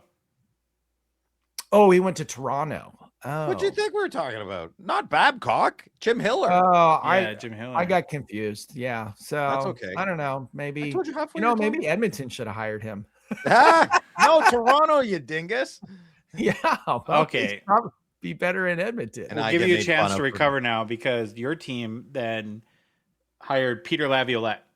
Were you happy about that? I actually am happy about that. If you look at his, I mean, he's been around forever, right? So I think the Kings need a veteran coach. We have a lot of veterans on the team, and we do have some younger talent like a Quentin Byfield who didn't really progress during Hiller's style. So maybe that'll help. You look at what he did 20 years ago, the last time Carolina won the Stanley Cup before this last year. He took a team that probably wasn't supposed to be there. He took another couple of teams who were kind of maybe just like creep into the playoff type teams, and he took them to the Stanley Cup too. I can't remember what team it was. It was like Nashville and I think Philadelphia or something like that. And so I think for the style that the Kings have and the roster that they have, I think he'll actually be good because we need structure and we need someone to just change up the vibe. He's an amazing coach. You guys did a great hire. I have no problem with it, and I'm actually kind of excited about it. So it's good for you guys. Last thing I'll mention on coaching news, just very briefly, is Capital signed head coach Spencer Carberry to a multi-year extension. He was the 2025 Jack Adams winner. Seems like a great fit in Washington. I think that they've exceeded expectations the last few years, so it's no shock there. Next topic. I know you guys on Wednesday when we were in vacation land had chatted about Hockey Night in Canada a little bit. But a lot of people, because the one Canadian on our show, Phil, we've had a lot of people request Philip to comment on that and maybe do a little bit of a eulogy for the beloved Canadian institution. And Phil has prepared a video statement. Well, we don't have to watch it. We can just put it in later. You guys don't need to watch it. But what if we want to comment on it? Oh, okay. So we're going to play it now. I don't want to be on the screen while it's. I don't want two Phils on the screen though. Can you just put it on? Louis, can you just cover the whole screen? Yeah. What? I don't want. I'm uncomfortable. I haven't watched it, and I was. This isn't easy, man. It might be fun to watch you. I don't want to watch me. React. I don't like watching me. We want to watch you. Okay. Okay. I'll go off. Okay. Just go ahead, and I'll do my thing. Go ahead. Okay. Hide under your desk. Hello, Canada. Hello, America. And hello, world. Sad story here. This is one of those stories where I have to start with the facts, because the headline is emotional. The reaction is emotional. And for a lot of us Canadians, myself included, this does not feel like another sports media story. It feels like a death in the family. Hockey Night in Canada, as we know it on CBC, is over. Not hockey on Saturday night, not the NHL. That name will live on forever, the National Hockey League, we hope. But the version many of us grew up with, the NHL games on CBC that were free, that were familiar, that were national, and available to Canadians without a sports package or a streaming login. You didn't need an app. You needed basic cable. That version, my friends, is over on June 16th, 2026. Rogers Sportsnet and CBC have confirmed that their sub-licensing agreement would not be renewed after the 25-26 season. That is the agreement that allowed NHL games to continue airing on CBC after Rogers bought the national rights back in 2013. For 12 years, Rogers controlled the rights. Sportsnet produced the broadcasts. Sportsnet controlled the advertising. Sportsnet had editorial control over the product. But CBC carried the games, and that mattered. It mattered because, for Canadians, Hockey Night in Canada was just never a television broadcast. It was a Saturday night. It was the theme. It was the double header. It was us opening up hockey cards on the floor and the carpet in front of the TV and we're standing too close, sitting too close. It was playoffs nights. It was Bob Cole's voice. It was Ron McLean at the desk. It was Don Cherry's suits. It was the feeling that half the country had somehow ended up in the same living room. It was your dad watching from the couch. Your grandfather falling asleep in the chair. Us kids learning and organizing about our hockey cards. It was one of the few things this country shared and felt together. And now, the beginning of the 26-27 season, NHL games will no longer appear on CBC. Rogers is entering the first year of a new 12-year, $11 billion national media rights deal with the NHL. I don't even know what those numbers mean. That deal runs through the 37-38 season. Saturday Night Hockey will continue on Sportsnet, but CBC is out. That is the confirmed fact. Now here is where the story gets harder, because no single explanation really satisfies people. The business explanation is simple enough. Sports rights are expensive. Live sports are one of the few things television companies still see as a must-have programming. Rogers paid billions for the NHL rights. That's with a B. And Rogers wants those viewers on its own platforms. CBC, according to public statements, is moving into a new sports strategy, focusing more on Canadian athletes, Olympics and Paralympic pathways, women's sports, world championships, and other national events. That may all be true, but it still leaves Canadians with a fair question. How does something this old, this familiar, and this woven into Canadian life, culture, and fabric simply disappear from public television? How does Hockey Night in Canada leave CBC without some bigger national conversation? This was not a random show. This was just not another block of programming. The first televised Hockey Night in Canada games go back to 1952. For almost 75 years, this was part of the national fabric. That is why people are angry. Some people blame Rogers. They see a telecom giant taking something that used to feel public and moving it deeper into paid sports universe. Cable packages, Sportsnet, streaming, apps, Sportsnet Plus, TSN. Well, let's not bring them up. More logins to the more apps, more monthly fees. More barriers between ordinary Canadians and the game. That criticism is understandable. Hockey Night in Canada was not only for diehard hockey fans, it was for casual fans. It was for seniors. It was for families. It was for kids. It was for new Canadians. It was for people who did not know every player on every line, but still knew that Saturday night meant something. It meant hockey. The access matters. The access mattered. The free part mattered. The CBC part mattered. Other people blame CBC. They say that this is what happens when the public broadcaster loses touch with what Canadians actually care about. And there is a serious question there too. CBC is not just another network. It exists because Canada decided there should be a public broadcaster with a public purpose. A broadcaster meant to reflect the country, to reach its regions, urban and rural, and help create some sense of shared national life. So when Hockey Night in Canada leaves CBC, people are allowed to ask whether the public broadcaster has lost something bigger than just a rights package. But we also have to be honest. The NHL rights belong to Rogers. This is a commercial contract, and unless the government has decided to step in, or CBC had decided it could afford a new deal, there was no automatic protection for Hockey Night in Canada. Just because we love it, that's the cold part. History does not pay the rights fee. Nostalgia does not win a bidding war. And tradition does not always survive the spreadsheet. Spreadsheets. That is what hurts. Now, some people are asking whether this is political. I would be careful with that. Nobody can prove if this decision was political, and I would never state that as a fact. The public record points much more clearly to business, to capitalism, to rights fees, to corporate strategy, and changing television habits. But I do think there is a cultural piece here. A lot of Canadians felt Hockey Night in Canada had already changed long before this announcement. For many people, the Don Cherry firing in 2019 was the turning point. On November 9th, 2019, Don Cherry made some comments on Coach's Corner. The comments caused immediate backlash. Sportsnet apologized. Ron McLean, who was sitting right beside Don Cherry during the segment, who also pre-approved the segment, did not challenge him live. He appeared to prove it in the moment. But then, after the backlash, McLean did publicly apologize and said he did not catch it and he did not respond on air. 2 days later, Don Cherry was fired. Coach's Corner was over with Don Cherry. Now,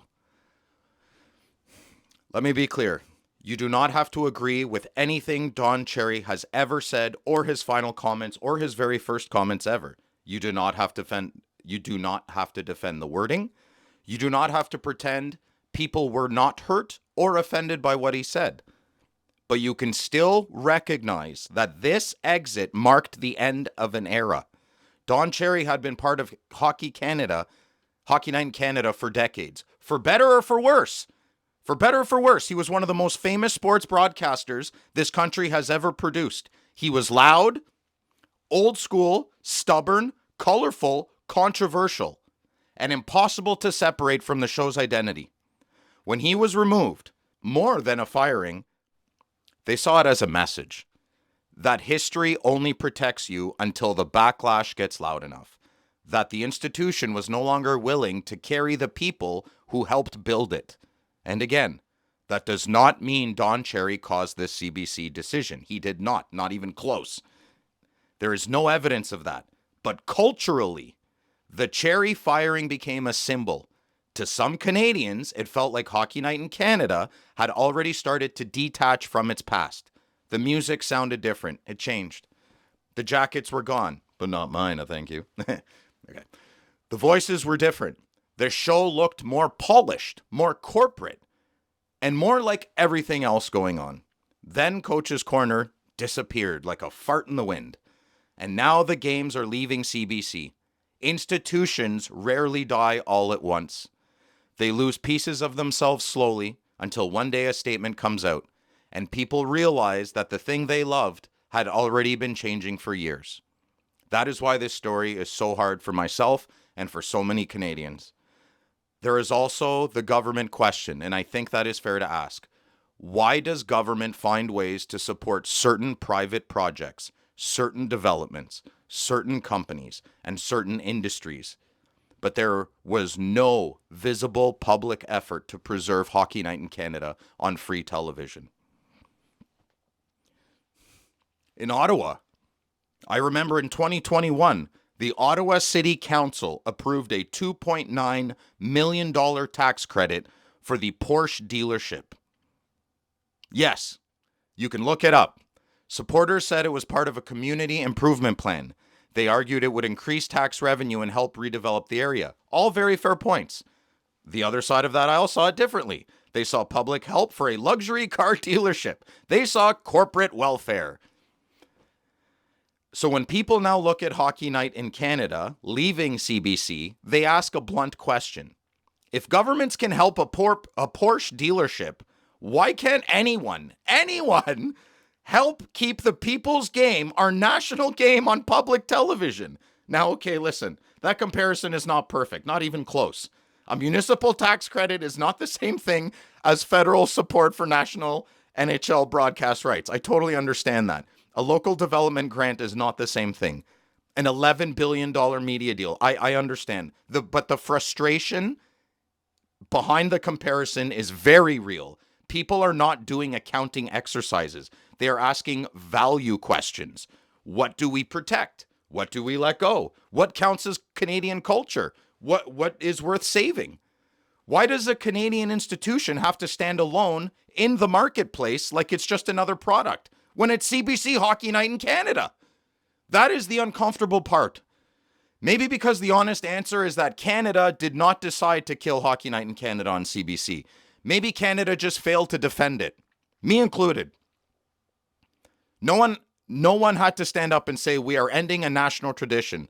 No one had to hold a vote. No one had to take responsibility. The contract just ended. The deal wasn't renewed. The games moved.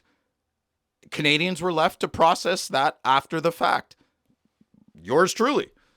This is how business works. It's brutal, but it's how it happened. For many people, like my age as well, this is not abstract. I'm 45 years old. I grew up in Canada. I grew up with Saturday night hockey night in Canada. It's bad grammar there. It's part of the rhythm, the cadence of my childhood. I didn't have to subscribe to it. I didn't have to search for it. All my friends were watching it. That was the beauty of it. And maybe that's why this feels bigger than sports media. Because so much of modern life is now private, paid, split up, locked behind platforms. There are fewer shared rooms now. There are fewer national campfires. Nothing feels cozy anymore. Fewer things that everyone can just turn on at the same time and understand. I think that's why the moon thing was cool. Artemis, Hockey Night in Canada was also one of those things. And now the CBC version is gone. The game will continue. The NHL will continue. Sportsnet will continue. I'm sure Saturday night broadcast will continue in some shape, way, or form. But something has been lost. Something free, something public, something familiar. Well, free. And deeply Canadian before anyone had to explain why. It just felt it. The cheese was enormous and we loved it. Every Canadian movie you could tell. That's my eulogy. Hockey Night in Canada on CBC did not end because Canadians stopped caring. It ended because the caring was no longer enough. The rights got bigger, the money got bigger, the platforms got bigger. The national ritual got caught in the middle. So no, I'm not going to pretend this is just business. I'm also not going to pretend there is some proven conspiracy when the facts don't show that. The truth is pretty boring and ordinary. And I think, judging by myself, it's pretty depressing. A Canadian institution has reached the end of its contract, and nobody with enough power, enough money, or might or will stepped in to save it. And I think that's the story. I think that's the loss we all lose here. And for those of us that grew up in the glow of the television that was Saturday night broadcast, it feels like the lights on CBC have dimmed for good. The towels can still wave, the games may still air, and the sponsors may still pay. But one of Canadians' truest institutions and shared traditions has left the public living room. I do not fully understand how we got here, and it just hurts, I guess. Thank you for listening. See you later. Philip, got to bring you back on. That was amazing. It was long. Beautiful. Sorry. I just want to get it all out there. No, that's what we asked you to do, and other people had asked, and you were raw. Yeah. And I love that. And I'm an American, so I'm just coming at it from the outside perspective. But the one thing that I haven't seen mentioned, because I'm a big root cause person in life. I was trying to figure out, well, what's the root cause of something? And at the end of the day, what's happened here is that it's not, I think Rogers is sort of the obvious Death Star, the bad guy that people are pointing to. But Rogers doesn't decide where NHL games get played. You know who decides? Shareholders? The National Hockey League. Oh. Decides when and where their games are played and who sees their games. And so I would love to, like, if you could have Gary Bettman on the show, I would love to ask him. It's like, and I get sort of the short-term perspective that, well, Rogers had, CBC is a public entity. They don't have the financial capabilities to offer what Rogers did. But wasn't the investment the NHL made in Hockey Night in Canada? I mean, can't you say that maybe played a big part into why the game is so popular today? And, maybe to take a few less dollars for one night of broadcasting to continue to invest in the sport in ways like Hockey Canada, isn't that a good long-term investment, if not a great short-term investment? I think it's all these solutions are too late. I have massive closure. I'm actually glad I did that. It's good closure. This is just the recipient of big change. I really don't know what else. I think it was just not death of 1,000 cuts, but it was, when you look back, it was very systematic. And I know we all love to grab something and yell at it, it's hard on this one. Selective ignorance, I think, is going to be a useful tool. I don't know, man. It's a killer. I wasn't kidding last Friday. Everyone wanted me to. I get choked up, as you can tell. It's a big deal. Do you think if Don Cherry was still part of it, this wouldn't have happened, or do you? No, that was inevitable. Like I hate constantly bringing up that man's name. I do, because it immediately puts me in a camp, But I think that camp people stop listening the second exactly, it comes up. And I hate that, and I have voted differently than that man my whole life. Take that for what you want, right? I still love him. I love the people I disagree with. Like he still loves his family. I love my family. Okay, that's a big head start. Like to that whole cancel culture. I guess it's not that much anymore, but with that 8 years, it's just horrible, man. Like, I don't even care. Oh, he's an old man. He's old school. Listen, old man, you can't go around yelling obscenities, but he kind of didn't. He just yelled. He worded things stupidly, and people, you're not being honest when you accuse someone, right? As we know, yeah. So no, Dave, I that was inevitable. Maybe there's something to be said that his time was up. I really can understand a lot of that. People get a certain age, you take their license away. Sorry, Grandpa, you can't drive out there. It's not safe. Are you a bad person? No, you're driving language. We all get a little unhinged at some point. Yeah, exactly. And you got to take the microphone away at some point. That's neither here nor there for this. It's part of the story. It's not the story, not even close. Well, thank you for doing that. It's obviously, again, as an American, we can only see through the lens of people like yourself and how meaningful this was. And I think you did a great job. Thank you.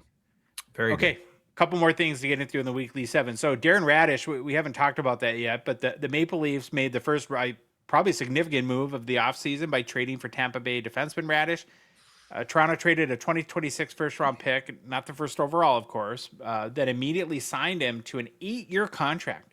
They'll pay him an average annual value of more than $8 million a season. I think it is front-loaded, so there's a little bit of protection there. It does include a full no-movement clause, though, for the first 6 years, and a 16 no-movement clause for the remaining 2.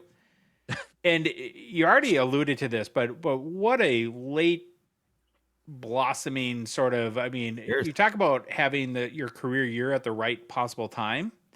Radish is 30 years old and played last season, scored 22 goals, added 80 points, was a plus 24, an absolute breakout season. Only his 4th full NHL year. So he didn't start in the league till 26. Undrafted. Was a minor league guy before that. But before last year, he had 13 total NHL career goals. And Tampa Bay had engaged him in talks to resign, but they were unwilling to go anywhere near what he wanted and what the Maple Leafs ultimately ended up paying him.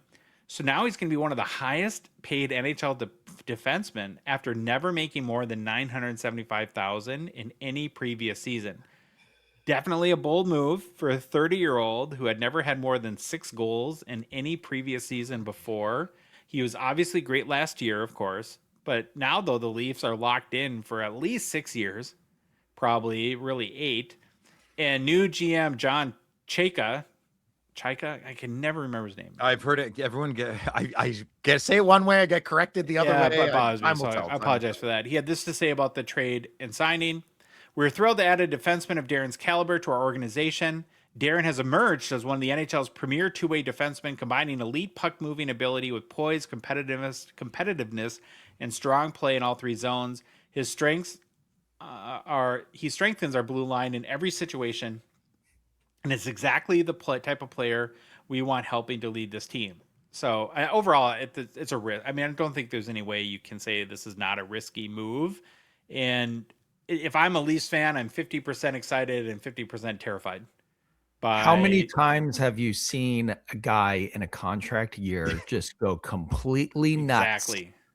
Get a big contract and then just disappear like a fart in the wind.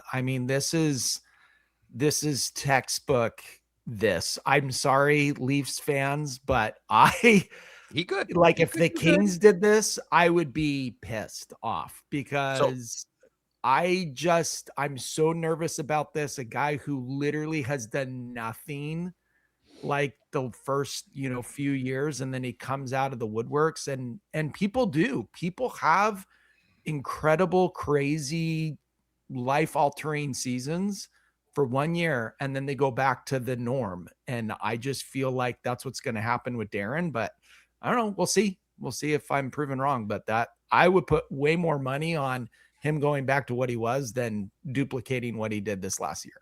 Well, a few things. So remember when Tampa did not want to re-sign Stamkos and everyone was like, oh my God, Julian Brisebois is a maniac. But Stamkos had a good year last year, but not really good since then. Yeah. Brisebois is a killer, right?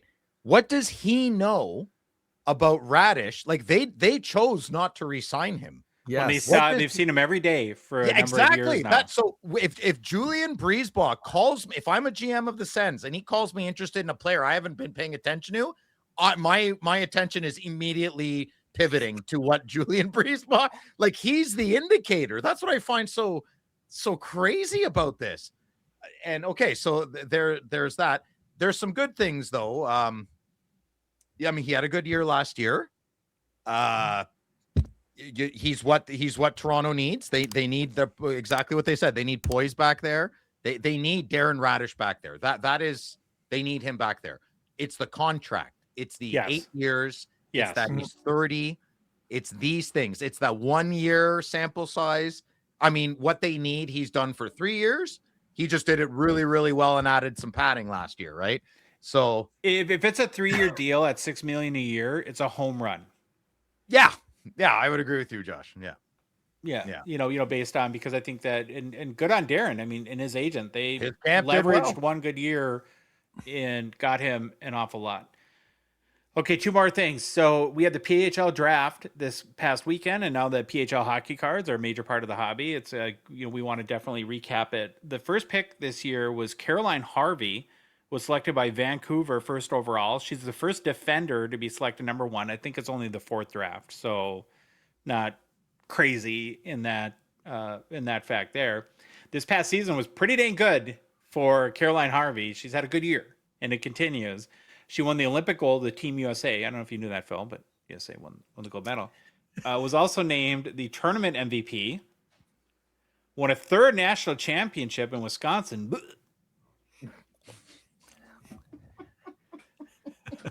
And was named Women's College Hockey Player of the Year.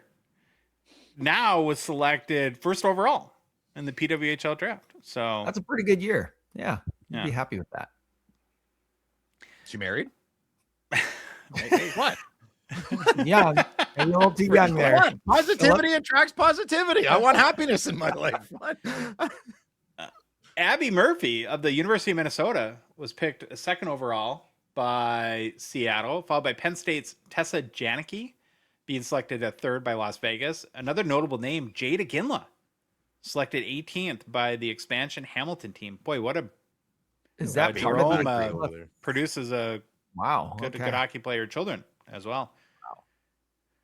Overall, the United States had 31 players drafted. Canada had 30. Another W for the US of A. That's what money gets you. Followed by Finland with 4.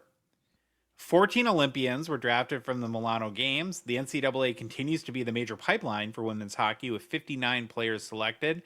Penn State had the most players drafted with 7. Still don't get that. Cornell, Minnesota, Ohio State, and Wisconsin. Where's Cornell from? Iowa, right? Louis? Cornell's a major Division I women's hockey program. Is it Iowa Hawks? Yeah, Iowa Hawks, but that's I had a hoodie. I had a hoodie in high school. Iowa Hawks is gold. Yeah, Hawkeyes. Nice. Yeah. And then the Iowa State Cyclones. Is this the year they expanded? Like there's more teams now? Yeah, added 4 teams. So at Hamilton, Detroit, someone and someone. Okay. The city of Hamilton has a PWHL team? Yeah, Jada Ginla was drafted. Oh, well, that's my team. That's my favorite team right there. Let's go. Yeah. Not the Ottawa Charge? Oh, crap. Yeah, I guess Ottawa. Do you know if they did the same thing like how when Vegas and Seattle expanded where they were able to take players from other because teams, because they went from 8 to 12 teams in an expansion draft would have crushed people are just starting to get to know the players and starting to really Right. follow them, and it would have decimated so they did more of a hybrid to protect the good players that teams already have.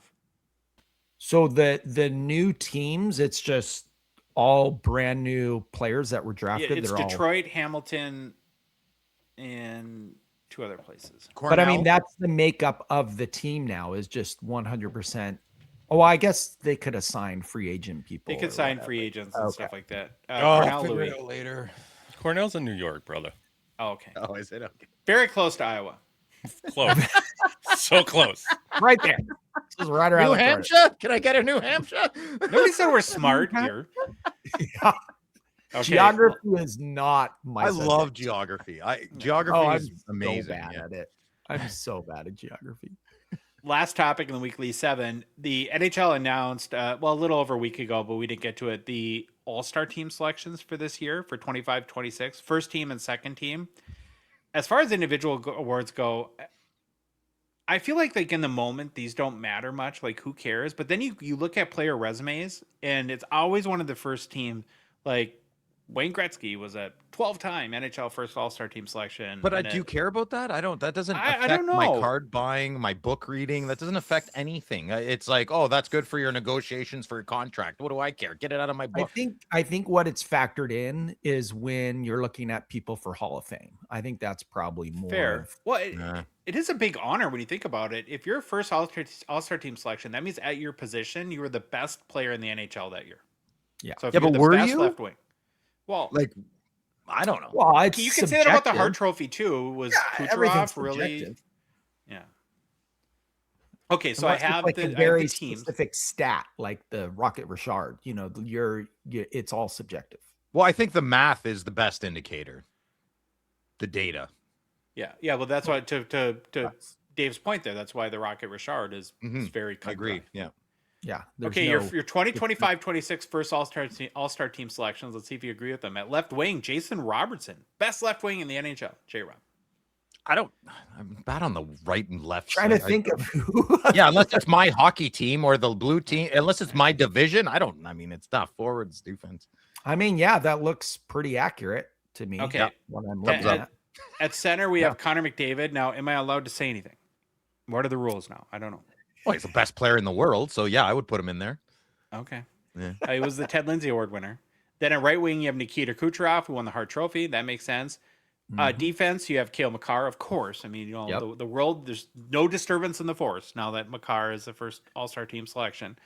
And we have Zach Werenski, who won the Norris, so good there. And then Vasilevsky, who was your Vezina Trophy winner. Second all-star team selections, left wing Cole Caulfield. Logan Thompson. Nathan McKinnon was your center. David Pasternak, your right winger. Rasmus Dahlin and Evan Bouchard in defense, and Logan Thompson. Goalie. They did also release the voting results, and so the third place vote getters, or maybe your potential snubs. I'll go through those quickly. At left wing, you have Kirill Kaprizov, robbed. Just kidding. It's my Homer opinion. Then you have Macklin Celebrini at center, Martin Necas at right wing, Shimmy Shakes, Lane Hudson, and Quinnesota on defense, and Ilya Sorokin. Oh, wow. As your third place goalie. So I raised an eyebrow at Logan Thompson there because I was really on him at the beginning of the year. All right, there's your weekly 7. Slab Sharks is a Gongshow partner sponsor. Thankful for their support of our show. The current Slab Sharks weekly eBay auction is live. Ends this upcoming Thursday night. About 6,000 cards to bid on this week, including an amazing Wayne Gretzky limited logos from 2014 The Cup in the Campbell Conference All-Star jersey. Beauty. Lusting over that one. Yeah. Head to slabsharks.com to mark your favorites, get your bids in. And huge news this week for American consigners. USD payouts are here and live. If you're an American consigner, you can go right now and choose to be into the Slab Sharks app or portal and choose to be paid in USD by either two methods. You can create a WISE account, it's WISE, and there's virtually no currency conversion fees, which is crazy. That's the big crush. We sent a lot of money back and forth for Reloaded and breaks and all this stuff with and the currency conversion fees stink. That's the only way I can put it. Where they get you. That's a big win. Or you can choose ACH directly to your bank. I think there's a 2.5% conversion fee, which is very low compared to a lot of other sources. I've already created my wife's account, and I'm very excited to start selling some more cards, and check that out. You can manage, again, your payouts accounts in the settings on the Slab Sharks app or portal. And so now, for over the past few months, we've been working with Slab Sharks to dramatically increase the speed to get to auction for U.S. consigners, and have implemented USD payouts. It's all part of Slab Sharks' commitment to make them the best and only choice to sell your hockey cards on eBay. If there's more we can do to make it bigger, faster, stronger, better, we'll certainly work with them to do that. If you haven't tried selling your cards on Slab Sharks yet, head to slabsharks.com, create an account. Takes literally less than 2 minutes. Then put together a 10 to 20 card submission and give it a shot. We're confident that you will love the results. Hobby news! Hobby news. Hobby news. Hobby news. All right. Well, we have some data from May. One of our favorite things to do here. The top 10 highest selling hockey players on eBay for the month of May. We're going to do our countdown, and you guys get to guess horribly, like you typically do. Yeah, Dave and I are not good for this. I don't want to guess. The same guy until he shows up. Bobby Orr. Bobby Orr. Over and over again. Okay. So this comes from Generate.com. It's the top 10 highest selling players for the month of May 2026. We'll do 1 through 10, and I think it makes it easier to guess. Okay, who do you guys guess was number 1? Macklin Celebrini. I'm going to go with Gretzky. I think Celebrini, all his main stuff is, I mean, he's still selling a ton. He's going to but isn't that the PSA shutdown? Isn't that the whole, like, say Celebrini. Yeah. I think Wayne Gretzky retook it. Yeah, by a nose hair if he did. You're both kind of right, because Wayne Gretzky reclaimed for the first time in about 6 months the top spot. He had a number of big cards sell last month, which had to factor, but it was by a nose hair. He returns as the top hockey player for the month of May. Do you guys want your daily dose of how teeny tiny hockey is? No, you know how small it is. The number one basketball player last month was Victor Wembanyama. Only 16,632,000 in sales. That's insane. 16 million. Okay, but there's not who. Okay, so is basketball equivalent to popularity in the ratio? I mean, that's terrible English, but do you get what I'm saying? Is basketball 17 times more popular than hockey? Like, does it match the card? Yeah. Is that what's happening? I know that will be a tough pill for you to ever swallow, but basketball is infinitely more popular worldwide than hockey is. Well, there's also like 100 parallels of the same card. So my son goes to the same high school I went to, and I don't even remember a pickup at basketball. We played bump and 21. That's what the basketball we did at recess in elementary school. At lunch, we went to the arena and played hockey. My son goes to the exact same high school I went to. He said nobody plays hockey. Everybody loves basketball. Yeah. Oh, basketball in Canada, for the Raptors and going back to Vince Carter and Drake and his OVO brand. I think that's bigger than Vince Carter. Like I love Vince Carter, and I know nothing about basketball. I love that guy's swagger. Vince Carter was amazing. I mean, I didn't like the Raptors. I just thought he was a great athlete, and I liked his swagger. And I have no care about basketball at all. So he was reigning MVP, Shai Gilgeous-Alexander, is a Canadian. I don't know who that is. Yeah, MVP. Steve Nash? Huh? Yeah. Yeah, he's good. Okay, at number 2, Macklin Celebrini, just about 5,000 less, 651,265. He's still number 1 for the year, though. Year to date, 3.8 million in sales, more than $1 million ahead of Wayne Gretzky. All right. Who's number 3? Probably Schaefer, I guess. No, I'm gonna say McDavid or Crosby. I'm gonna go with McDavid. What? No, it's Schaefer. How does Dave? You think about it. I always forget how the. It's got to be Schaefer. I mean, it should be. Phil, you're right. Matthew Schaefer is number 3 for the month. $320,516 in sales. Also the third highest selling player year to date in 2026. So first 5 months with 1.3 million in total eBay sales. Here's my question. A year from today, is Schaefer still in the top 10? No. Oh, that's a dirty No. question. If Nope. he is, he's top 3. If he's not, he's not. Okay. No. Is that a good answer? I think that's a good answer. No yeah. way. Louis, No you're way. shaking your head. You think no, too? Yeah. No way. No? Mm-mm. Who's number 4? Well, where's Okay. Cole Caulfield on this list? Right? Like no one cares about Cole Caulfield, bro. That's what I'm saying, Phil. So Cole Caulfield was on this list. when Yeah, he but was the new hot rookie. Schaefer, listen, the blue balls of the New York Islander fan base from Tavares is massive. Trust me, Schaefer's the second coming of Jesus for them. Okay. Well, That's my opinion. Hallmark. I'm looking really quick to try to find Caulfield, and I don't even know if he's in the top. No. 50. Yeah, 50. that's what I'm saying. Oh, wait. You have to count by hand, so he's Or probably let's take- 25, maybe 25. Need 4 Okay, more let's pair of take hands. Bedard for an example. How hot was he? Okay, He well, was let's number- keep to the countdown. Who's number 4? Okay. Oh, I don't know. McDavid. I don't know. Crosby. You guys won't get it. Oh, Alexander No, Ovechkin, fourth What? highest selling player last month, 213,021 US I wonder dollars. if a couple It's got to of be these one RPAs big sale there sold or something. Yeah. There could be a couple of big sales. Maybe there's a fear he's gonna, where the decision we're looming right in July. Yeah, maybe. He's the 7th highest player year to date, so definitely outkicked his coverage in May. Okay, who's number 5? Crosby. Bedard. Creo, you said Dave says Crosby. Phil says it feels better at this so far. Bedard is number 5. Yeah. Oh, I got lucky. 210, 480. About less than a third of the Brini sales. So take that for what it is. Now number 6. Who's number 6? It's going to be either Connor McDavid or Sidney Crosby or Lane Hudson. No, you got to pick one. You don't get to pick 3. Well, Lane Hudson.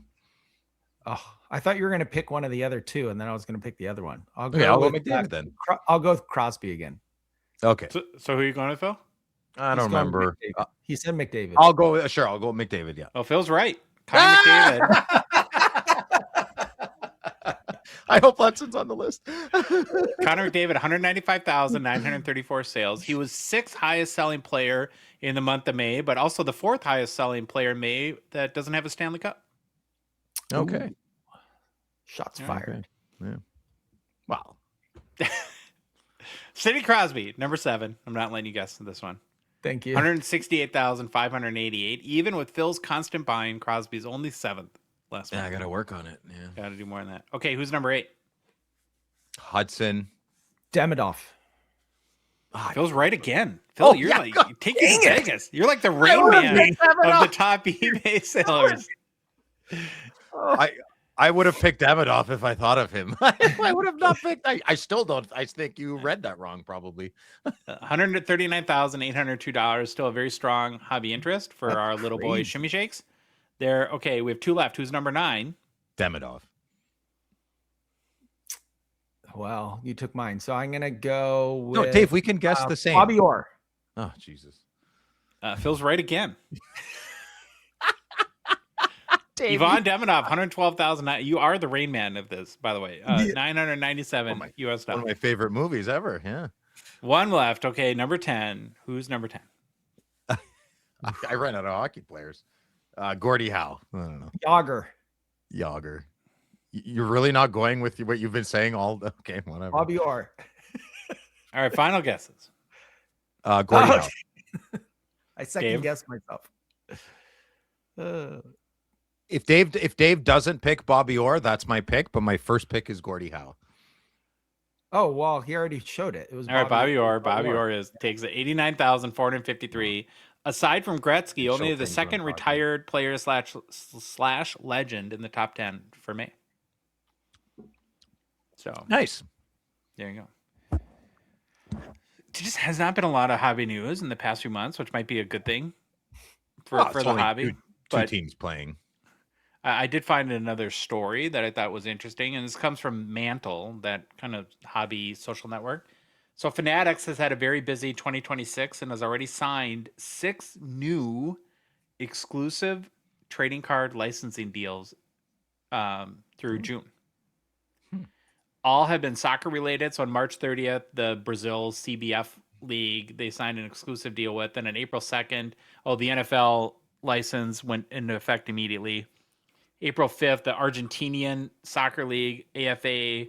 April 8th, the England Football Association, Germany, the DFB, both federations that start in 2031. In April, Italy's the FIGC exclusive deal for the Italian Football Federation starts in 2035.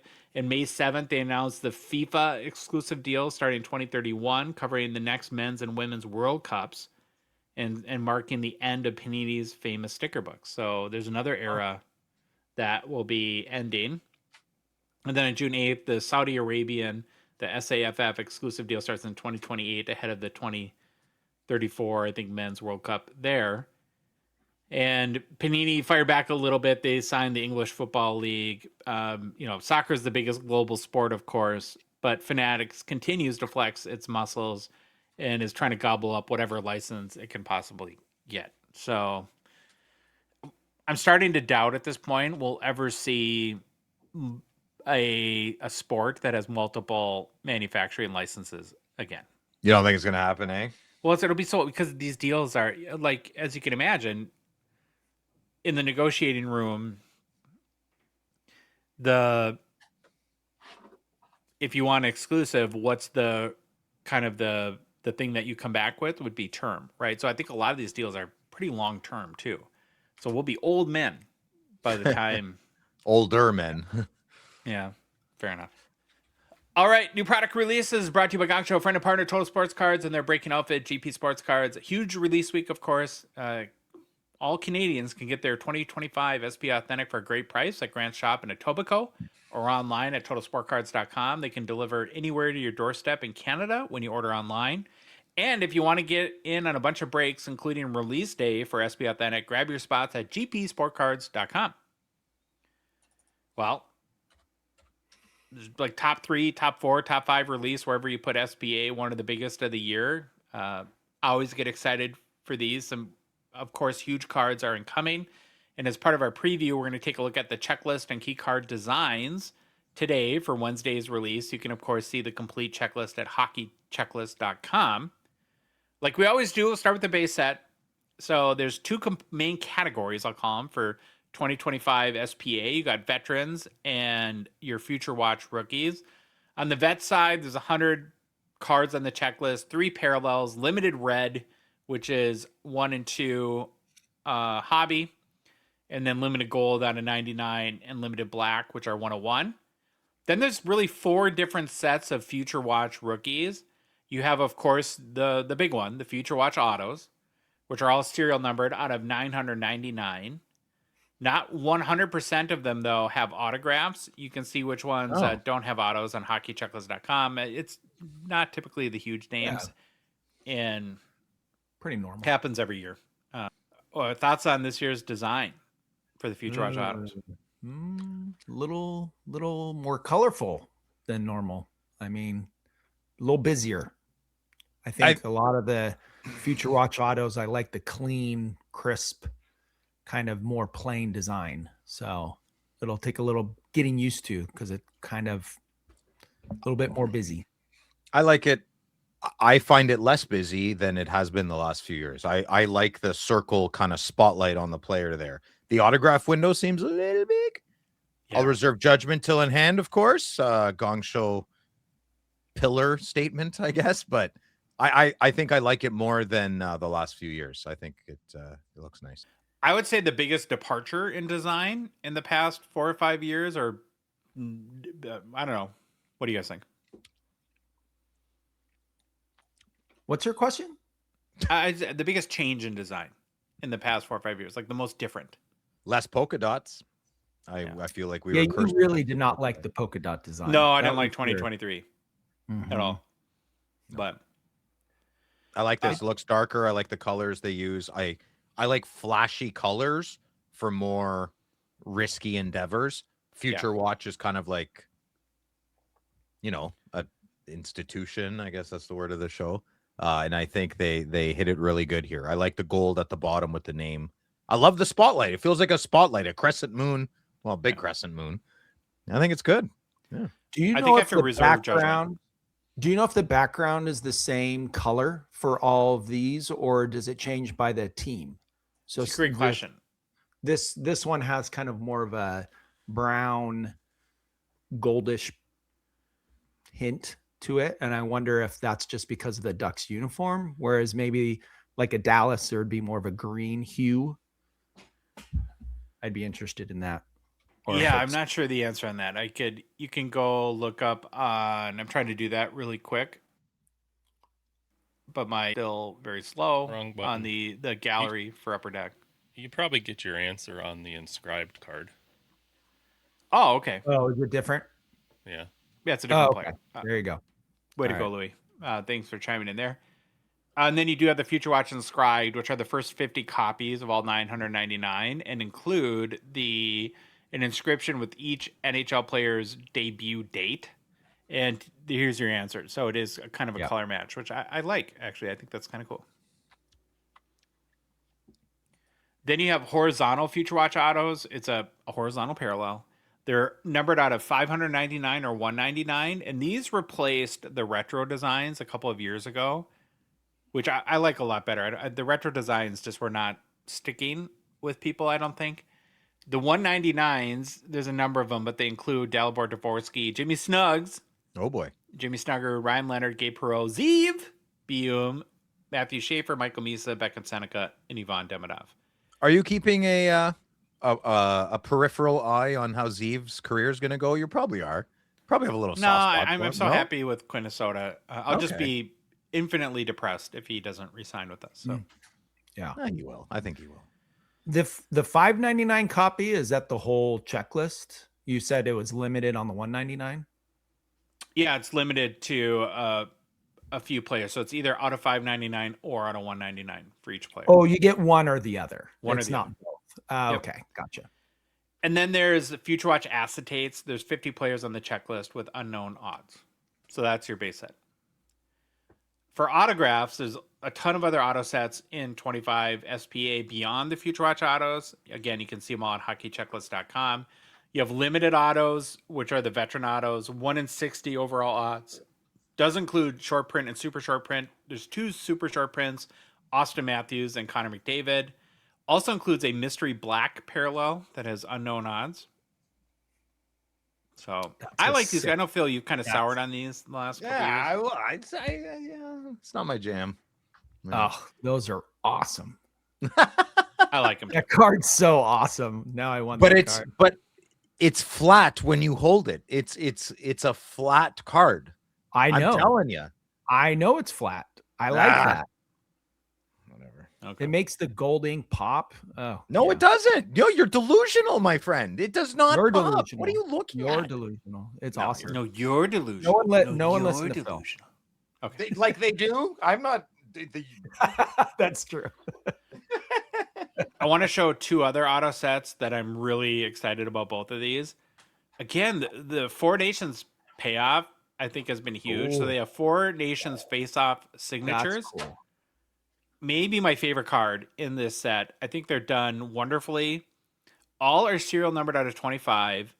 They also each include an inscription, and we have the exact inscription for every one of the cards on the checklist site. Nothing crazy, mainly like patriotic messages, like Crone for, I think it's like Finland. Screw you, Canada. I'm like, oh, thanks, Austin. That's great. I was emotional at the time. It was a hot temperature. Brady Kachuk says, "Get me out of here" for some reason. Oh my God, I would die. There'd be 1% of Ottawa fans. I would say 5% Ottawa fans who would die laughing at that. We are out there. Then you have Immortal Inks, and I think this year these are amazing. It's a pretty small checklist. All are serial numbered out of 10, so they're going to be tough to chase. Yes, sir. Small but mighty checklist. So there's 5 players: Bobby Orr. Nice. Get ready, Phil. Marcel Dion. Yes. Patrick Waugh in the Avs. That's Unfortunately. one less card for me to go after. Good. Serge Savard Labito. and Wayne Gretzky here in the Oilers jersey. What a search. Sometimes they come out of left field with, phenomenal player, A little bit. GM, the whole bit, but keeping it fresh. Don't have the repeated same names every This time. reminds me of the legendary signature set a little bit from 20, 25 years ago. Very, I'm on to you, Upper Deck. I know what you're doing. Good job, too, by the way. Beautiful card, yeah. Now into memorabilia. So the first one we'll look at are the limited auto memorabilia. These are the vet patch autos. They're out of 150 or 25. Fantastic design this year, in my opinion. I think these are very, very sharp. We're looking at Bedsy is our example here. He's one of the out of 25s. A bunch of variations of the FWOPs, Future Watch auto patches. So you got the base FWOP. 52 players on the checklist. All are serial numbered out of 100. I think pretty sharp design here too. Then there's a black parallel, which are all serial numbered 101. So you don't like this either, Phil, huh? It's the pen. Yeah, I wish the pen was. I think it's the pen. It's not. It doesn't. I don't know. It's see, that's what I was saying on the Cale Makar card. The gold ink pen that they used was a finer tip pen. This one's like really fat. It's like a used Crayola. Like the kids did it with this at recess. Like finger painted his name in gold ink or something like that. Yeah. Listen, it looks upon first glance stimulating for sure, but my eyes immediately go to the weak spray paint. Yeah, that's same for me. I wish Then there's a vertical Future Watch auto patch. There's 20 players on the checklist out of 50 or 25. The biggest names are out of 25. Then what we're looking at on YouTube is the black parallel, which are serial numbered 101. There's your I answer, think these are Dave. pretty sweet. Different circle. Yeah, that's sharp, man. Look at that. Oh, but the auto. Blah! That's a sharp card, boys. Very nice. Patch is ridiculous. The 18 players on the checklist for the vertical FWOP black 101, it includes Ivan Demidov, Schaefer, Seneca, and Michael Bisa. So all the big names. And then there's one more veterans auto patch that I will highlight that I think looks pretty cool. It's the UD Authentics auto patch. 17 players on the checklist. They're either serial numbered out of 49 or 25. And we're looking at an OV who can never sign his name in the middle. Off to the side. Okay, there are a couple inserts worth mentioning. The first is a acetate retro Future Watch. These have unknown odds. There's 25 players on the checklist. The designs are different, so they follow each of the design of that player's rookie year, and we have the exact years listed on the checklist site as well. Now we've been asking for more of a chase, more of like an insert chase to supplement SP Authentic. What do you think about this? Will this move the needle on for people? I think if we're going to be very honest, I think it's going to fall by the wayside. Okay. Yeah, I don't. So if it was Brady Tkachuk and he was involved, and I love his rookie year, I'd be all over something like this. I'd be over it. I wouldn't be all over it. Who is this going to attract? Like, that's how I would look at it, right? The print run's pretty small if you really think about how many boxes. I would like to see something that's more of like a ratioed, like 1 in 300 packs or 1 in 500 packs. That brings a big chase. This is like, you do the math on this, and to hit one of these is probably way harder than 1 in 500. And you have to tell a story with. It's a new card that you're gonna have to tell a story on. Okay. Yeah. I think those are all legitimate points of feedback. Don't have a picture for it, but hollow foils can be good, so I'm excited to see what those look like. There's 50 vets, 50 legends, and they're 1 in 160 pack odds. Now you have the bounty program, again, a big part of SP Authentic. 91 total cards have the scratch off code that you can pull in packs. For the vets are called Spectrum FX. 40 players on the checklist, basically 1 in 10 pack odds for a vet. And for rookies, they're Spectrum FX Future Watch. There's 51 rookies. They break it off into 3 tiers. It's level 1, 2, and 3. Level 1 is 1 in 20 hobby pack odds. Level 2 is 1 in 42. and level 3 is 1 in 160. I think these look pretty nice. One of the nicer looking, I think Artifacts and SPA have really nice looking bounty cards. So in regards to the rarity conversation, Jake Sanderson had a Future Watch Spectrum FX 1 of 1 on eBay, what felt like over a year. Was that like $550? Mm-hmm. I'm not interested. And so speaking of rarity, that's the rarest, right? So, and it's a good looking card. I don't know why I didn't want it, because it comes with that too much of lore. Well, those are the bounty awards. It's kind of like e-pack achievements in that the hobby puts such a premium on pack pulled cards that are in physical boxes. And what you're talking about are the bounty awards. There's tons of bounty awards. We have them all listed on the checklist site, hockeychecklist.com. There's the gold out of 50. And then what you're talking about, the black 101 parallels. Those are probably the biggest chases. From an average box break, on each box, you get 1 Future Watch rookie autograph card, 1 additional auto, so 2 autos per box, 1 Spectrum FX bounty card, 1 pageantry red parallel card, and 4 pageantry cards total. Again, pageantry is back. And the design there keeps getting, it seems like a little bit better every year. Pre-sales, so right now, pre-sales in the U.S. are about $350 US per box for 2025 SP Authentic. In Canada, it's still a better deal. 360 Canadian, which is the equivalent of about 255 US. So almost $100 again cheaper in the country of Canada than the US. So the country of Canada. Oof. There. Okay, some overall thoughts. So here's kind of the key question I had about this is that I want to say this correctly. I feel like that Upper Deck has been innovating a ton of products and really moving products forward in ways. And we've talked about before that SBA, it feels like it's due for like an upgrade, maybe a little bit. And am I alone in that thought, or do you guys agree? And do you ever see the Future Watch auto not being sort of the King Kong of hockey rookie autograph cards? I mean, as far as the rookie autograph card, I don't see anything replacing it anytime soon, at least. Yeah. But you really look at the box and how many packs there are, and there's only 2 packs in that whole box that are relevant.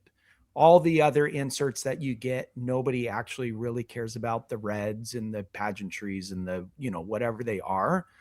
And so I would love to see some kind of overhaul, whether that's like a 1 pack, a box type system, or, maybe less packs and beef up the packs a little bit, something like that, because especially if you're opening and your first 2 packs are the autographs, then you're like, well, what's the point of opening the rest of these packs? It's pretty boring.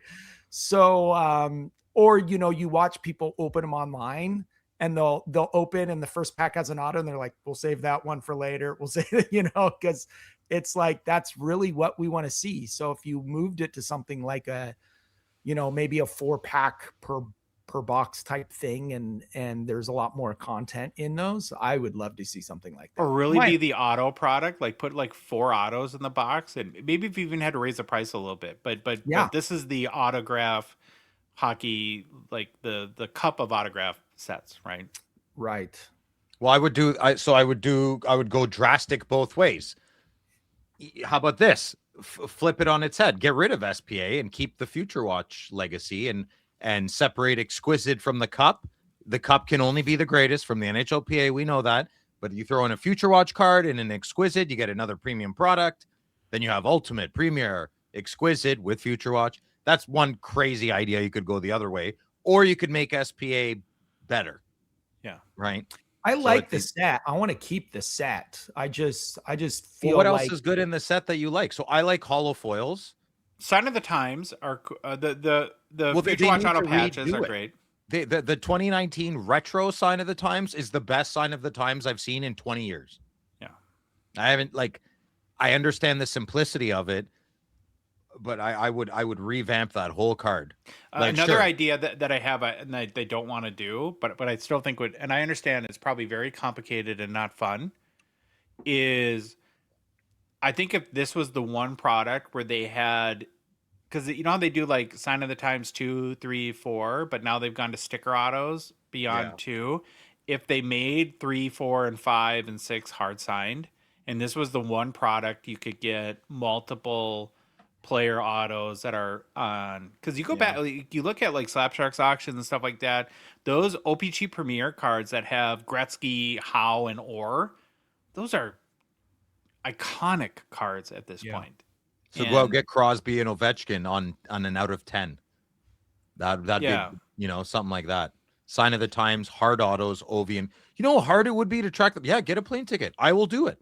Send me to Russia. I'll go right to Moscow for Ovechkin. I will do it. Or like real cool inscription cards, or just go like ham on autographs. Like what's everything amazing we could do with an autograph, and let's build that into SBA. I think that's the way I would.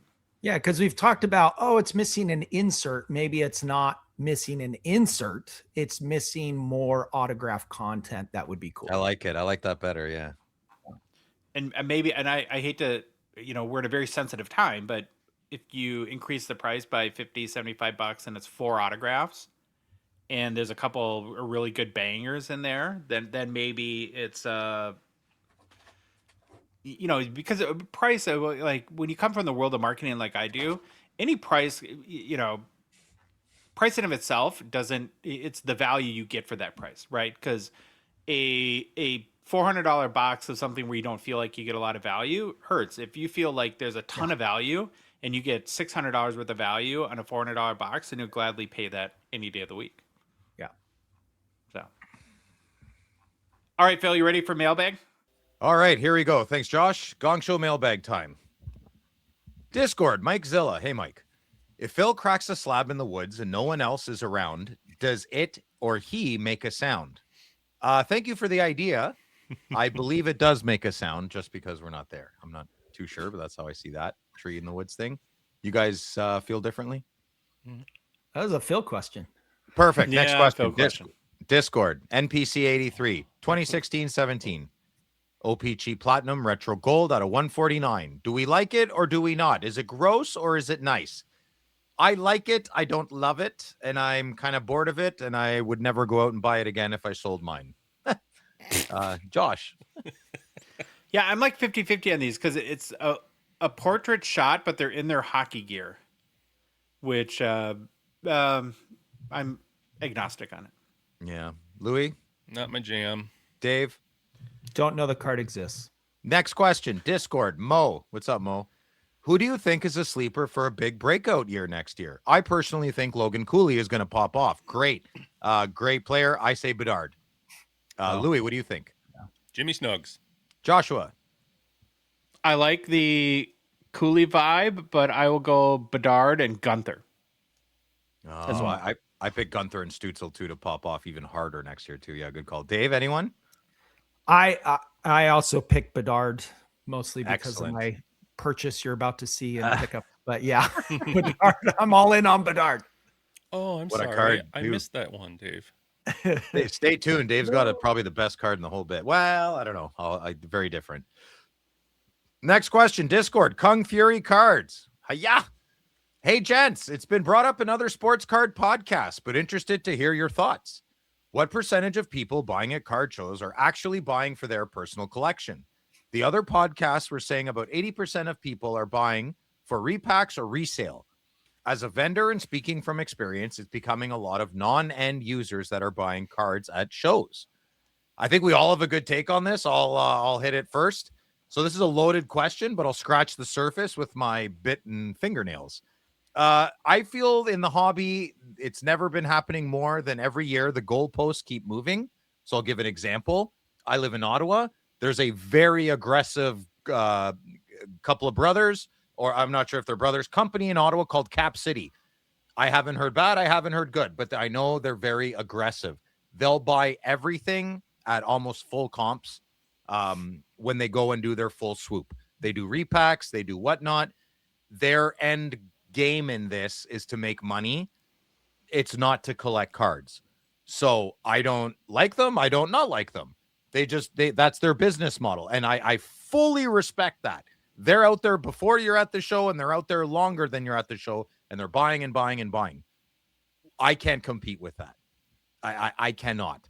So Grant is a big buyer, but he's more selective than someone than Cap City. So now we have two big players in the market that are doing very different things. All parties have very different goals. And I think us personal collectors, I'm just trying to squeeze in these cracks. And that's the current climate for me right now. 5 years ago, this did not exist. So you got to pivot, you got to adjust. You can hoot and holler, but while you're hoot and hollering, I'm running past you, dealing with the change, buying my cards. That's my take on that. Josh, what do you think? Yeah, I don't know. I think there's every flavor of hobbyist at this point, and I'm trying to figure out. It's like I understand sort of the sentiment that, boy, in a perfect world, do we wish that everybody was a pure collector and only ever bought cards to keep them forever and ever? But is it really bad if 80% of if the cards are moving and the hobby is circulating and eventually they end up within the right home and it creates an ecosystem where we can have shows? I don't know if it's good or bad.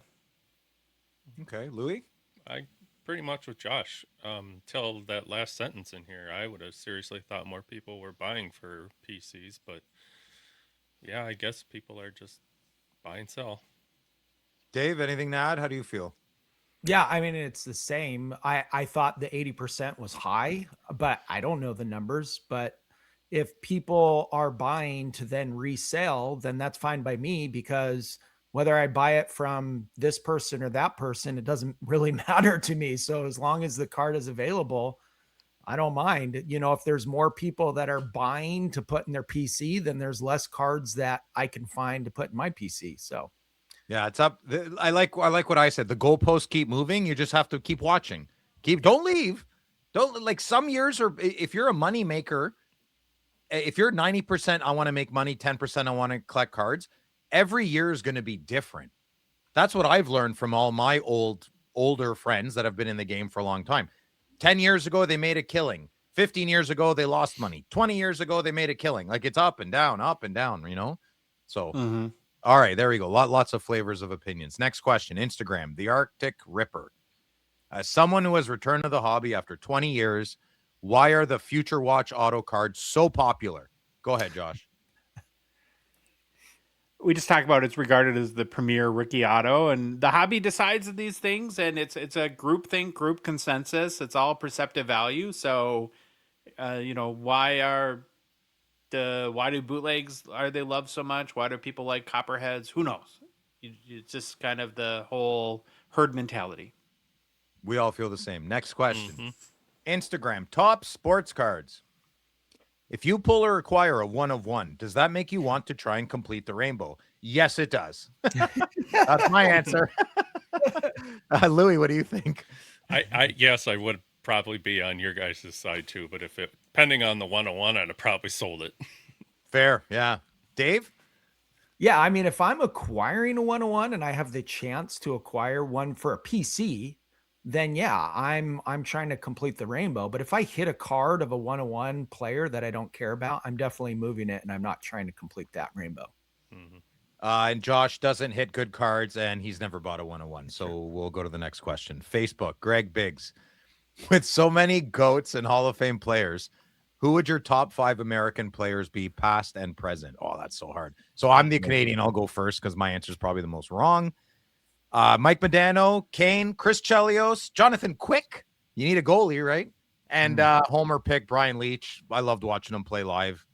He was memorable. Yep. So, Louis. I wasn't too far off from you, Phil. I went Kane, Modano, Chelios. I did pick Matthews and Hellebuck. Yeah. Josh? Brett Hall, Mike Modano, Patrick Kane, Jack Hughes, and Chelios. Jack Hughes, really? Why? Because of one goal? Captain America. We have one of those too. His name's Paul, Mr. Henderson. Yeah. Dave, yourself? I think I overlapped with everybody, but I might have thrown in one more. I had Kane, Modano, Matthews, Brett Hull, and I threw in Pat LaFontaine. Yeah. Oh, LaFontaine. Good one. Prefontaine. Great runner, too. May rest easy. Okay, next question. Facebook. Kalen Anderson. Hello, Mr. Anderson. Have you guys reached out to Scotty Upshaw to see if he would be interested to come on the show? It's kind of cool that he is an alumni that is an outward-facing collector himself. Josh, you can feel this. We've talked to Scotty a bunch. We're partnered in a way with him on certain stuff, and I assume at some point we'll have him on the show. All right, and that'll be exciting. It seems to be cut from a similar cloth. So, Instagram, Cujo Cardboard. Howdy, fellas. Hey, Cujo. This one's for Utah Dave, formerly known as California Dave. Yeah. Nope. Ouch. Nope. I love it. Known for his rather random personal collection, does this recent move to Utah mean his PC just grew another lane in the likes of a Utah Mammoth players? Gunther cards, better watch out. Yeah, Dave, you're so screwed. Dylan Gunther's going to be your favorite player, but go ahead and answer this if you want. When I go to the Utah Mammoth games, it will be against the LA Kings, and I will be rooting for the LA Kings. I do not currently have one Utah card in my PC with how many random cards I do have. So I don't foresee that changing. There's not a player. I mean, I like Gunther and I like a lot of the Utah players, and I don't mind rooting for the Mammoth, but there's no player on their team that I'm currently. You're going to go to a game. You're going to see Dylan Gunther play, and you're going to respect him so much. You're going to start a PC. I've seen Gunther play. He is amazing, but I have on the dabbled regular. in very few current players. On the regular, you're going to consistently see him. Okay. There's an important point here, though, too, Dave, is that since the Mammoth branding was announced, we haven't even seen yet like some cool patches with like the tusk and all that. That is a so very good point. That is a Yeah, I what if know you get you. some ivory in the patch, you know? Now we're talking. Yeah, if I get some kind of really cool, I don't know, patch card, limited logos card of one of those boys, then okay. Okay. All right, 3 questions left. Next question, Instagram. Kevin B. Smith. We all agree that SP Authentic needs another chase card other than Future Watch Autos. We do. Would Killer Keepers or Copperheads have been a good choice? I like it. Which latest well-regarded insert would have been the best option? Personally, I'd like to see another color outburst Young Gun be the chased. Possibly the blue outburst out of 50. Cheers, and thanks for all your hard work. Thanks, Kevin. I like what you said, brother. Josh, what do you think? I think Killer Keepers actually would be a fit in SP Authentic. So I thought that was a good idea. Listen, we've made this point a number of times.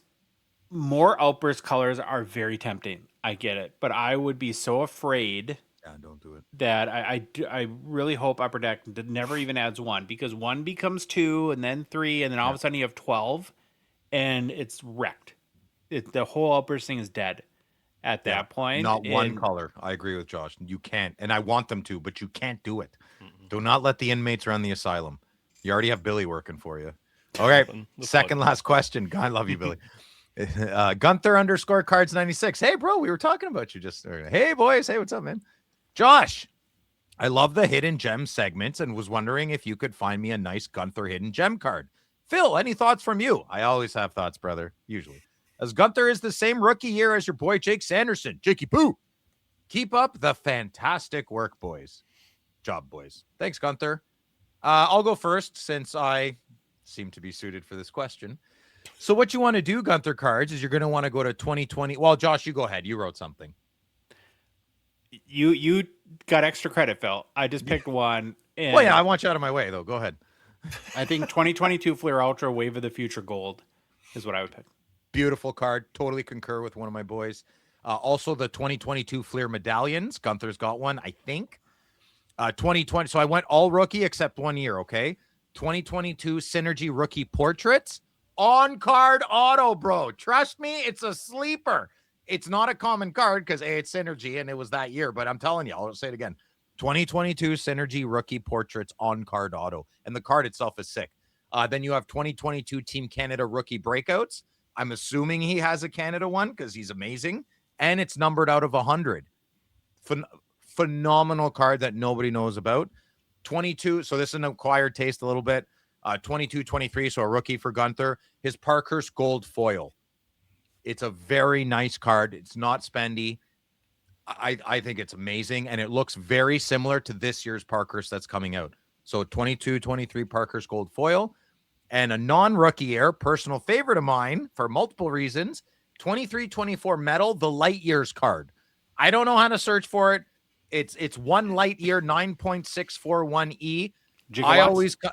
A light year to me is a 300,000 kilometers a second. It's 0.01 second around the Earth is the speed of light. But I guess that number is for how long you have to go for light. Hey, it doesn't matter. It's a sick card, but you have to get the gold. Don't get the regular one. You got to get the gold out of 100, or it's 50. I don't remember because it's a much shinier gold card. So those are my picks for you. Okay. Instagram, last question. Hola, folks. Hello, Red. This may have already been asked, but if you were building a hockey team roster from scratch and could pick any one player from any time period to be the guy you build a team around, who would it be? Keep up the great work, fellas. Much love. I'd go Jean Beliveau or Sidney Crosby because they are layered top onions. goats in my world on everything. Passing, off-ice performance, family, all that stuff. Beliveau or Crosby. Louis, who would you pick? Wayner, Crosby, Kane, Mario. I do see a theme with what we picked here, though. Great players. Josh? Well, they're assist machines. Oh, fair.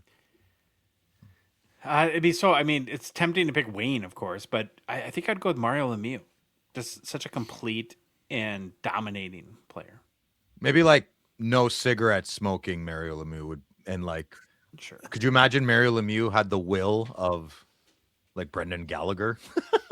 I don't know. Was Beliveau crushing heaters in the locker room? Probably at that time. Probably cognac too. Yeah, who knows? I don't know. I feel like Jean Beliveau would know smoking. Like if you just think about it, smoke in my lungs. I don't think that's going to be good. And I don't know why. I don't know biology that well, but just something about it, you know?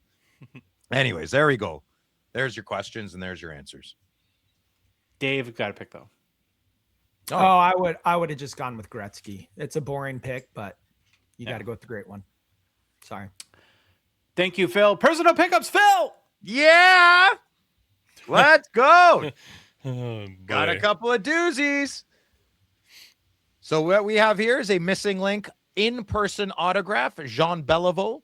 There Smoker. were on-card. Okay, so they're all on-card autographs, but the official licensed, I like it when a card says it's autographed on the card. So this is signed in person. A lot of old farts back then took the entire missing link set from 1994 and they went out to events because Jean Beliveau's autograph was like $3 in the early 90s. Maurice Richard was like $7, right? So Louis, can you show the next card? So this is also from this same set, a 1994 Parker's Missing Link, exactly like the one before, except Louis, can you show the back? Look at the back. So the back is different on the other card. This one actually says autograph. So it's like you don't need it authenticated if you don't want. Yes, I am cracking it out. Dear Parky Collector, you have one of only, 956 cards personally autographed by Maurice Richard. Enjoy this special collectible card from the Montreal Canadian Great. Now, here's something a lot of people don't know, and I've learned in the last few months learning a lot about these cards. These missing link cards are notorious to be bought and cut up and turned into cut autograph cards. Why? I don't know, but now that I told you, good listener and my friends on the panel, you will notice there are a multiple of Maurice Richard cut auto cards from President's Choice in the game and Leaf, all from the missing link set. So there are not 956 cards out there, people. I don't know how many, but I'm now there's so many autographs that are streaky and poor. You have to pay for the good ones, and I have been. And now I'm talking about them because I have all the ones I want. So now you go get yours if you want. Well, that's it. Wow. So they're cutting those bad boys out. They're cutting them out. Yeah. Lame. Crazy, eh? That is crazy. Weird. I can't tell you that Maurice Richard autograph is so full of ink in that card. That might be that's top 10 cards in my collection now. That card right there. Really? Oh my God, dude. Not one shake, nothing. Smooth. The end, the D at the end, if you see at the top, there's a bit of a hook there. That's it. That's it. Yeah. That's all. Yeah. California Dave, what did you pick up?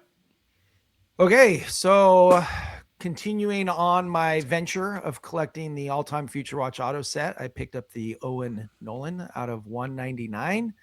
This is card number 50 of 100. Thank you, Phil. I would have had the set complete if Phil didn't remind me that there were actually 50 more. short. I didn't know. But yes, I am still posting these to my Instagram, like things that I've picked up. So people do keep asking me like, oh, what number is this? No, I'm on 50. This is number 50. It will probably be posted like a month from now on my Instagram, but just so you know, I'm at 50. And has this set started to feel like a chore yet or no? No, not at all. The one thing I've learned though, and I love these cards, but a lot of the autos seem to be very streaky. Yeah, there are certain ones where some of the autos are streaky and some aren't. And so I've been specifically trying to make sure I'm only bidding or going after ones that don't have streaky autos. But there are certain players like Cam Neely, who every single one is so bad. It's so streaky. He used like a different pen. I'm going to find one that's cards perfect. And I'm going to find a perfect one. Okay, you find me a perfect one. I will. I'll give it to you. I'm going to give it to you. Yeah, I'm going to find you a good one. Friends don't let friends have streaky autos. Or underwear. Yes. Or underwear. Overrated. All right. And my other pickup, which I am so excited about, this is the 23-24 Parker's Champions rookie patch auto of Connor Bedard out of 35. So a little background, because I'm very excited about this purchase. When his Young Gun set came out, I pulled 2 Young Gun cards, graded them, got 10s on both, sold one for 1,800, sold the other for 1,500. Then in Ingrained, I pulled an auto, one of those, manufactured stick autos. Yeah. So it's not a real stick. And I sold that for 1,000. And then I was able to pick up this card for 725. Yeah, so that's crazy. I can't believe you grabbed that, man. I'm very happy that I made good decisions to sell those cards when I did, because those cards obviously aren't worth that anymore. And then picking up, basically trading in a lot of that value and picking up this card for 725. I was beyond excited to add this. Parker's Champions, one of my favorite patch auto sets. And I think Bedard has been looked over because of Celebrini. Yeah. And so I think maybe right now is the time to buy him. So I went out and got a good card of him, and I'm very happy to add it to my amazing collection. David, amazing card. That is a perfect Connor Bedard hockey card. That's amazing. Yeah, his auto is really good in that too. Yeah, it's amazing, dude. The in the patch, it's great. The 3 the blend, the break, are on the side. I hate it when it's in the middle. It looks fake almost, I don't mind that, 60-70% of it is white. Like nice. I don't mind that part of it. It looks has those other 2 colors, and it just looks. If it really was nice. red, it wouldn't even look as good. Right. So, red isn't a good accent color. It's not a good primary color. Sweet. Right. Louis, what do you got? Nothing. No, up to you. Well, my today is about closure. My personal pickup. Jesus. I haven't got. I literally, because of your dumb rule, I haven't got to share my personal pickup, and it's a 2012 Panini Rookie Anthology, Sidney Crosby Blue Prism out of 25, graded PSA 10, and it's been a long, winding road. It's a Beatles song. Yeah. To my house, and it was lost. It was found. There was drama. There was tears. Cried on. Brought in the bathroom. Yeah. There's panic. There's panic. Lots of panic. And now it's with me. Or when your daughter asks me, is it true you lost my dad's $10,000 card? I'm like, first of all, your dad's a liar. It's not a $10,000 card. Your dad's a liar. It's not worth $10,000. And second of all, yes, I might have. And yes, I did. So the saga is over. We move on from the Blue Prism Sidney Crosby. Yeah, now I have a enjoyed card it while it lasted, though. Yeah. So that was fun. That was Make sure there's a video that was released yesterday on the Gong Show. It's my Montreal trip. I was given a card in there to give to Dave as well. So make sure you check that out, because the gentleman. It might be Tuesday now because I have family plans. So. Oh, okay. Well. Yeah. Tomorrow. Yeah. Tomorrow there's a video. I guess. Montreal. Okay. One of these All right. days. Well, if you like the episode, please leave a rating and review on Apple, Spotify, whatever podcast app you listen to us on. If you love the show, you want to support us, want to chat with us on the Hockey Cards Gongshow Discord server, please consider a $5 a month donation. Join our $999 support level tier on Patreon. Link is in the show description with our Instagram, TikTok profiles, and on our website, Hockey Cards Gongshow, or on Patreon's website. It's patreon.com, and just search for Hockey Cards Gongshow. You can follow us on social media. We're on Instagram, Facebook, TikTok, Twitter, and YouTube. And boys, the Hockey Cards Gongshow podcast is a production of Dollar Box Ventures LLC. Baba Louie, take us out. Bye. Yo, it's the Gong Show. We're dropping the facts. Hockey cards on fire. No holding us back. Josh looking sharp, the face of the scene. Feeling pork chop pants, rocking it clean. Baba Louie in the booth, he's the man with the plan. The best producer in all the land. Gong Show Nation, let's hit the flow. It's the Hockey Cards Gong Show. Let's go, let's go. Wanna say them in show. What you just said is one of the most insanely idiotic things I have ever heard. Everyone in this room is now dumber for having listened to it. May God have mercy on your soul. Yeah?